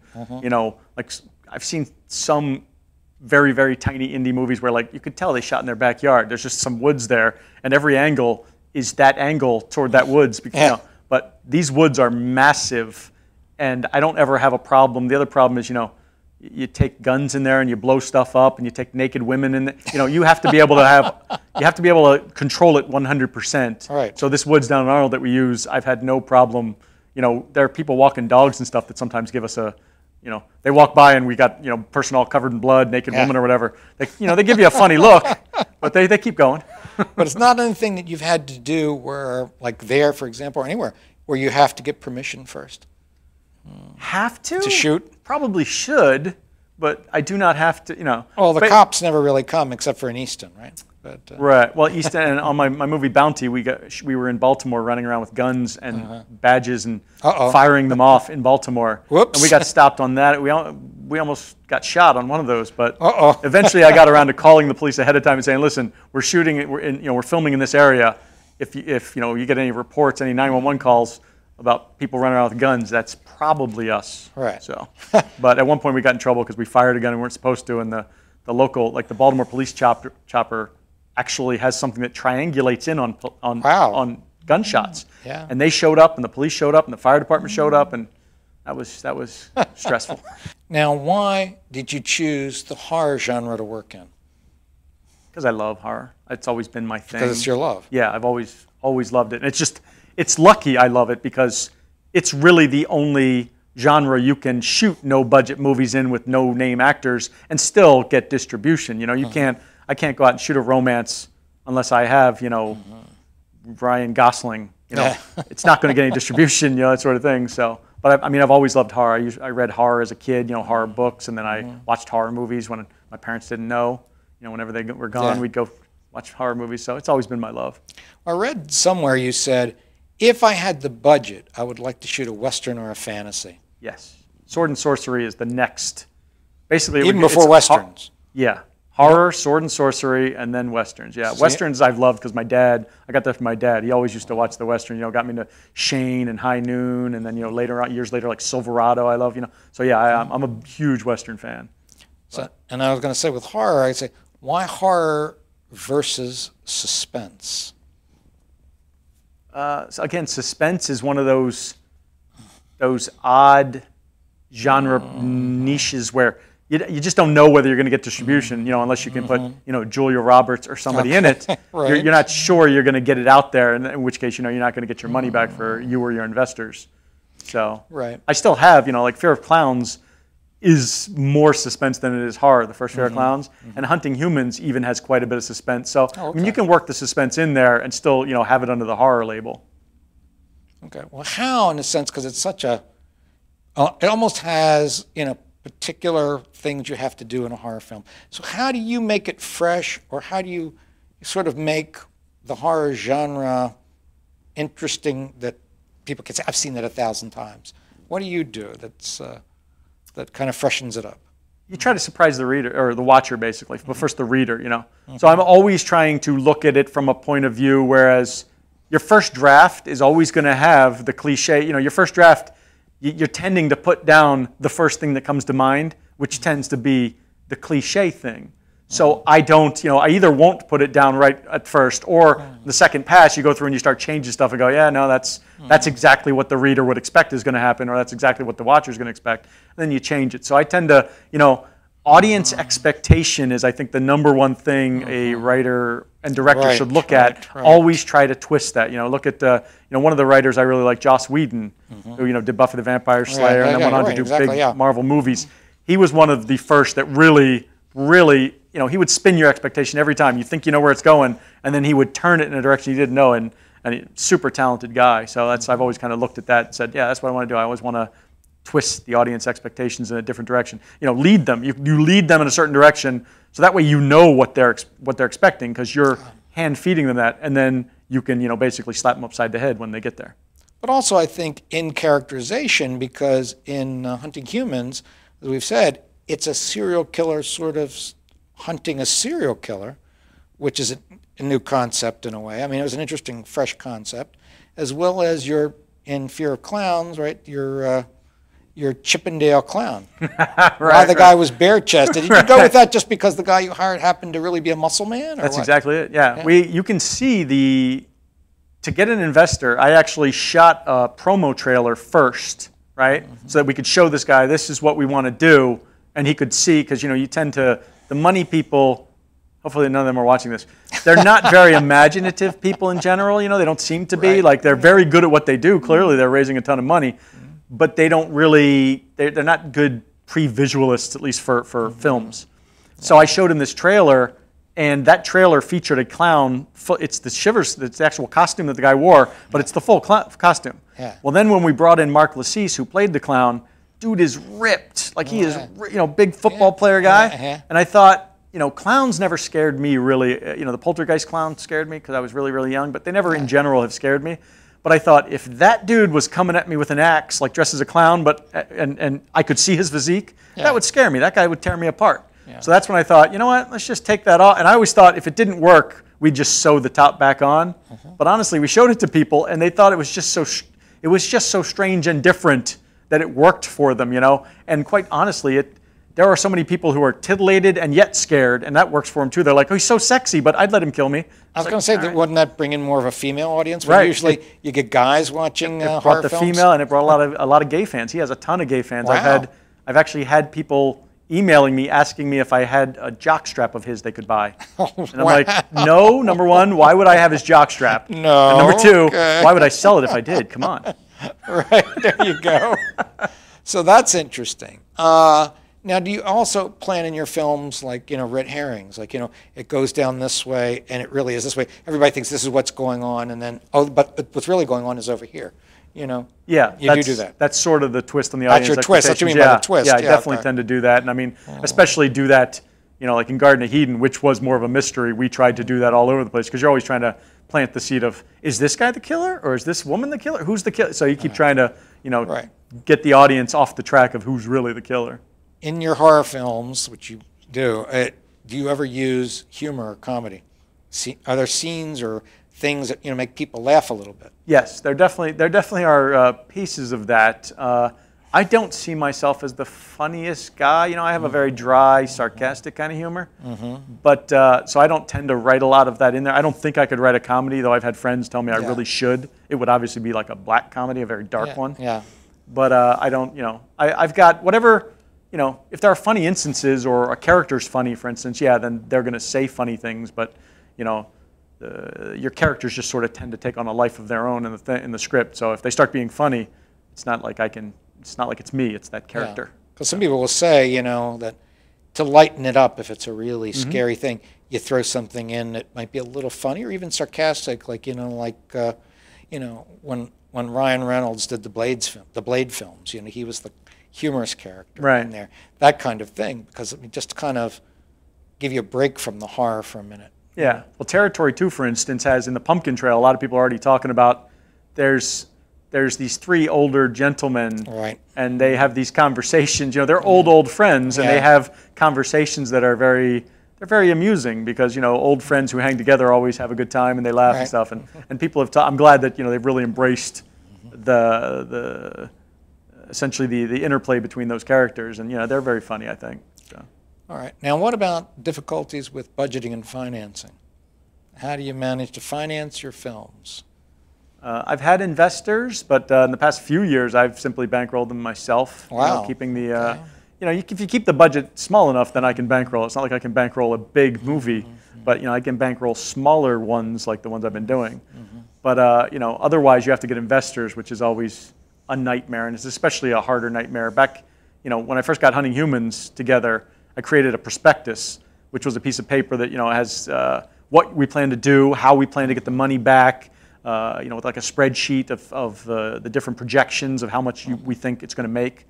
But the problem is, I just don't think, under $50,000 movies now, it's very, very hard to get your money back now. You really have to get up around $250,000 budget before you can have a shot at really getting, distribution that will bring in money for you. So that's the current problem. That's why I haven't tried to, I could raise $50,000 for a movie right now, but I can't tell that investor how I'm going to get his money back. So it's not something that interests me. I don't want to take money from somebody if I don't think I have a good shot at getting it back for them. Okay, well, you mentioned it. What about distribution of your films? How do you manage that, or the problems with distribution? The problems with distribution are easy. It's very easy to get distribution. It's very hard to get paid for distribution. Like, there's a million distributors right now who will pick your movie up. They'll take it from you, and they'll get it into Walmart. They'll get it all over the place. You'll never see a dime. They won't give you an advance at all. They'll say, we're going to give you a back end, you'll get this. And every time they send you your expense, the sheet of what you've made, you're just always this close to making money, just so close. But they made $1 million, but it cost them $1,000,010 to advertise it and stuff. So that close. And then the next one comes in, and again, well, they've spent more stuff on storage fees and phone fees and all these. It's like, so they just nickel and dime you, so you never see any money, which is why I haven't actually gotten a distributor since, Garden of Eden, we did not do a distributor. Bounty, we got a distributor. Didn't work out very well, so I took a short-term license on that to see. Didn't work out well, so I got the rights back to that. Territory 1 and 2, I've done all the distribution myself. We just decided to go right through Amazon because Amazon did this whole new thing where you control everything. They have a dashboard that shows you literally every day how many minutes that movie streamed and how much money you're getting every day. Well, that's terrific. So, it's phenomenal. But so on the first territory, it worked out great, but then they cut their rates. Like they're paying 60% less than they used to. So now it's not so great. So oh boy. So we'll see. I mean, you still get the same reports and stuff. I mean, it's great being fully in control of your movie. But now, so we're going to see what happens with Amazon, how it does, and then we may actually go out and, you know, you can get an aggregator who's somebody who gets it to all the other places, like can get it on Netflix, can get it on iTunes and all those other places, but it costs money to do that. So that may be where we go with Territory 2 after this. We'll just see how it does on Amazon. I don't really need it to do amazing. Like if it made a little bit extra money and whatnot, I'm really just at this point doing it because I love doing it and I can't stop. I mean, I'm a creator and that's what I do, and you know, I wish I could stop. You'll keep making films. I have a problem. Yes, it's your addiction. My name is Kevin and I'm an addict. But the thing is, in different, like 30 years ago, people say, man, I want to see my film in blockbusters, you know? That's what they used to say, you know? Oh, and it was great. I got Hunting Humans was in Blockbuster, and that was like 3 or 4 copies, and I was like, I was under the moon, and then Fear Clowns 1 came out, and my wife, I remember the day it came out, my wife came home and woke me up, and she goes, look at this. She'd taken pictures on her digital camera, because we didn't have phones back then. You know, didn't have phones, took pictures. And the Blockbusters and Hollywood Videos around here had between 20 and 40 copies a piece of Fear of Clowns. There was just shelves full of them. And I was like, hopefully people were renting them too. Oh yeah, they were. It did I think it did like over $1 million in rentals alone in like the first month or month and a half. It was crazy. I was like, wow. I couldn't see sales figures. They never showed me sales figures. Yeah. But I could get the rental figures. But that was great. Yeah. Now, how about the use of music in your films? Because I know you say you obviously aren't a composer, but you know, the use of film to kind of set the mood, or you know, lead the audience in a certain direction. You know something's going to happen because you hear eek, eek, eek, you know, that kind of thing. Right. You know, like do you have some good people you work with? And the you know, I've worked with many composers. Evan Evans did Hunting Humans. Then Chad Sider did Fear Clowns 1 and 2 and Garden of Eden. Super talented guy. Does like big movies. Works with Michael Giacchino, who a lot of people know. Then Terrence Jones is actually the guy who does the main stuff for Territory. He does sort of the classical, you know, since Territory 1 and 2 are sort of 80s throwbacks. Oh, okay. We have a lot of synth-based kind of techno-ish.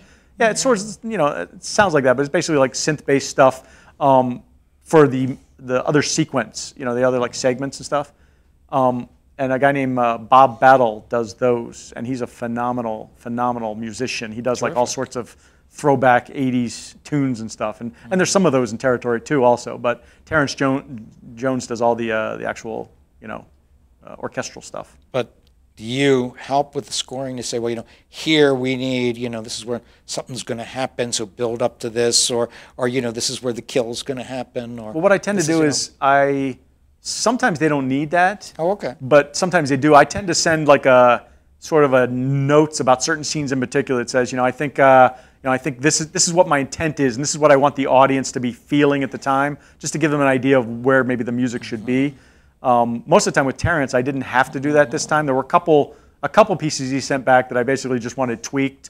Like I thought there were a couple cues that he didn't hit exactly like I had in mind, and he would just, you know, tweak them, and they came out great. I mean, some of the final like 8 minutes of Territory 2 is the best music he's ever done for me. It's amazing. Wow. I told him, I was like, that is the best music you've ever done. Great. It's great. So now, as a director of horror films, what do you feel are the elements of a successful horror film? Wow, that's a heavy one. We saved that for near the end for you.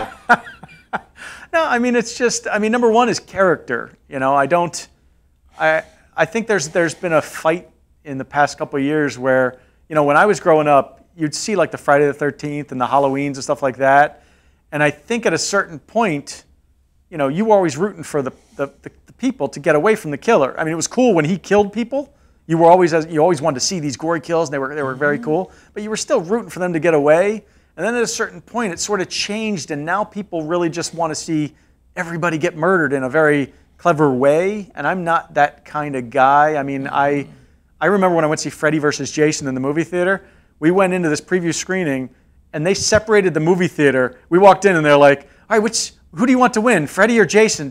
Which side of the theater do you want to sit on? And I was like, where's the side of the people who are trying not to die? Because that's who I'm rooting for, the actual people to get away. Right. Give me a character that I'm interested in and I want to root for, and then for me that's the most important thing. And then give me a story, characterization. Yeah, character, and then the story. The story. And good kills are great. I mean, good kills and.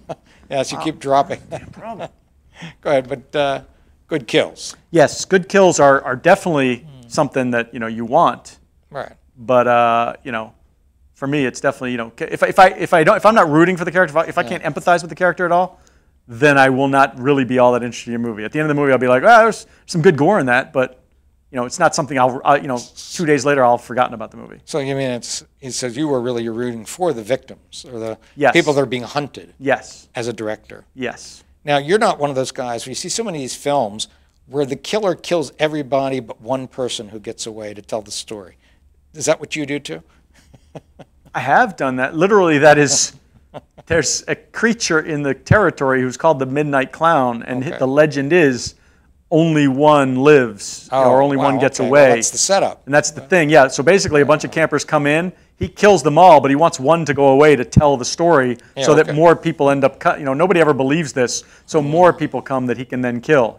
So he wants people to talk about him, so that more will come looking for him, and then he can slaughter more. Okay. But in general, I kill as many as the story as is necessary to the story, typically. So if somebody gets in the way of what the killer's motivation is, that person will die. But if not, then they can live. But do you ever have a thing where, of course, that ultimately in the end, the killer gets killed? The creature or whatever it would be gets killed? Well, some people think Shivers died in Fear Clowns 2. He didn't, Okay. Because I had a 3 in mind, but it would just be too expensive to do. So you don't kill off your bad guys? Not in general, no. I mean, you can temporarily stop them as they are in the territory. They temporarily get stopped, but especially when they're supernatural, you can't really kill supernatural creatures, right? Gotcha. Though you can make them go away for a while. You have to make some way for the characters to be able to win. Yeah. They may not necessarily be able to kill the creature, but they have to be able to get away. Hurt them to get away. So, what is your fascination with these killer clowns? Fear Clowns 1 and 2, Shivers the Clown, Territory Honestly, 1 and 2. It's not so much my fascination, but the fact that they're so incredibly marketable. They're everywhere, though. Yeah, when the first Fear Clowns, my whole impetus for doing that movie was I was going to do what I call distributor bait. I knew I wanted to make a movie like Halloween, which is one of my favorite movies. So I was like, I want my own big, strong, silent killer like Michael Myers, right? Yeah. And I want to do that sort of story where he stalks a woman, and cool stuff happens. That was just the broad strokes. But I have a friend who's terrified of clowns. She's terrified of them. And I used to actually draw her pictures of scary clowns, like, with axes and stuff. I was always obsessed with a clown with a big axe. I don't know why. Okay. So that's when I thought, well, I'll make this big, strong character a clown, because clowns are terrifying. And I could tell, like, everybody, there was a sort of a thing. A lot of people like that, right?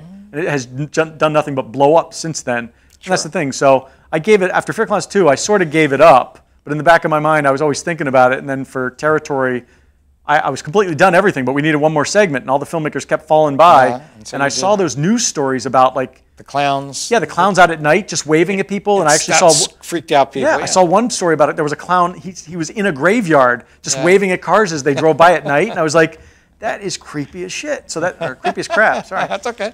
And so that's when I decided, I'll do one. That's when I kind of came up with the idea of the Midnight Clown. I thought, I'll do this segment found footage, because none of the other ones are found footage. And then, once I did it, a lot of people really enjoyed that segment, and I liked it, but I thought, man, it would have been so cool if I could have shot him, with a real, not found footage style, because found footage style is so ugly. You don't light it, you just want it to be accurate to what's going on. So that's why, Midnight Clown's back in this one, and it's not found footage, it's part of the movie, so it's very cool. Okay. Because I'm even to the point where Stephen King's It, Yeah, yeah. Pennywise is a big, I'm sure everybody loves Pennywise. So there you go. Now, besides being a director, though, we have to say you have written one book. Yes. This is October. Yeah. At the end of this month will be Halloween. And you've written a book called Halloween. What is it? Is it the greatest holiday of all? Greatest holiday of all. That's right. What is your reason for that? Why do you think Halloween's the greatest holiday of all? I have loved Halloween my entire life. You know, I have nothing but positive memories of Halloween and loving it. And as you get older, you know, the joy of it just starts to kind of, you know, it just kind of goes away, like everything kind of does. You know, just sort of, it's not as fun anymore. You know, you don't get to dress up as much. People look at you strange when you go trick or treating. I don't know, it's very strange.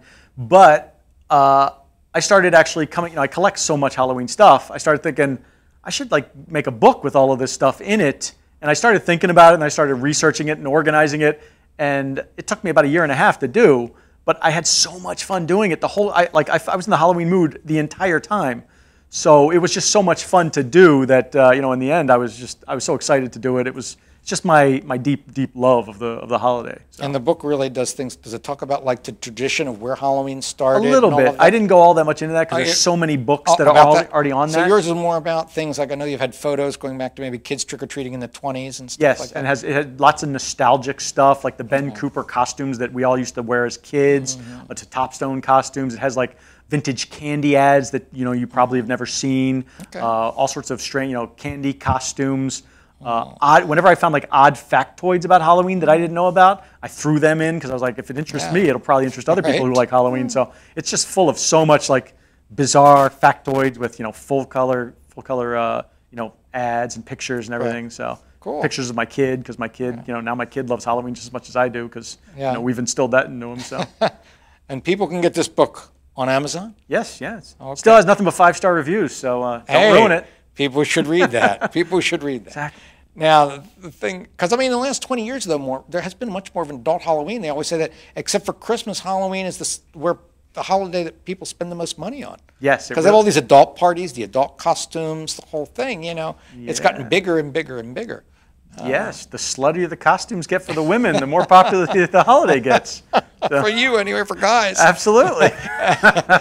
And is your wife into Halloween? Yes, big time. Even more so than me, honestly, now. Interesting. So, yeah, I got home from the convention this weekend, and she'd already decorated the entire house. It was wonderful. Out too? Inside and out. Yep. You got lights and everything? Yep. For it? Orange lights. Yep. Wow, carving pumpkins and all that kind of thing? Yep. Well, we haven't carved them yet, but we have them. You will, great. Now, are there any upcoming projects? Have you looked ahead beyond Territory 2? Do you have anything in the pipeline? No. I mean, I'm always writing, and I have things that I would like to do, but right now I'm just trying to take a break. Like Territory 2 was so much work, and now even promoting and doing all that stuff, is still a ton of work. And I'm trying to figure out what's going to happen with Territory 3, whether I'm going to get involved or whether you said they'll do it, and if there's a 4, maybe you'll come back. Maybe. Yeah, we'll see. We'll see. I haven't looked that far in the future, honestly. I have a lot of other scripts that I would like to direct, but it's just a matter of, Yeah, sure. I could be dead next year. Okay. Now, before we end, I just want you then to look into your monitor and tell people where they can find everything Kevin Kangas. You mean my home address? My home address is... Oh, no. No, we'll put that out. You can find me on Facebook, Kangaskhan Films, spelled Kangas, Khan. I spell it a different way, or maybe it's a I don't know. Just look me up. I'm up there somewhere. Twitter, I'm KK Films. Instagram, I'm Kangaskhan Films. So, I mean, if you Google me, you'll see me pop up. I'm Google famous. So. There we go. So people can find you. You can find me. I'm pretty easy to find. I don't hide anymore like I did years ago. Well, terrific. It sounds like actually making films changed you. It was therapeutic for you. Oh, definitely. Brought you out of yourself. Oh, for sure. Yeah. Okay. You're a very fun guy right now. I don't know if you were always a fun guy in high school or anything. No, I was a terrible person. Well, there you go. You're much better now. I'm a much nicer guy. You're not that dark kid reading serial killers. No, he's still in there somewhere though. Okay. I keep him locked away. Okay. He comes out on film. Yep. All right. Well, thank you for being here. All right, thanks for having me. Great. Well, maybe have you back. I always tell people come back when they've got a new project or something else they want to talk about. Will do. Okay, terrific. And folks, that's the end of another one of our movie reviews here at TV Free Baltimore. So until next time, this is Paul Stefan, and good night.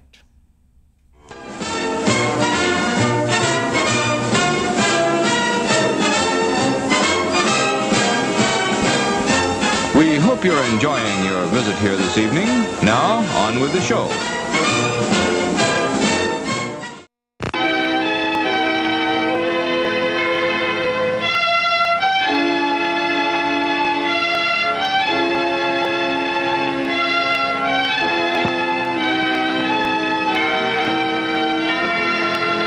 Hello, I'm Steve Darnall, the publisher of Nostalgia Digest, and you're watching TV Free Baltimore. Well done. The despot seal is on my shore, Maryland, my Maryland.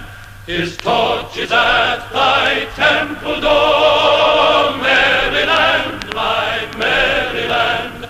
Avenge the patriotic roar that fleck the streets of Baltimore, and be the battle queen of yore, Maryland, my Maryland. Thou wilt not cower in the dust, Maryland, my Maryland. Thy beaming sword shall never rust, Maryland, my Maryland.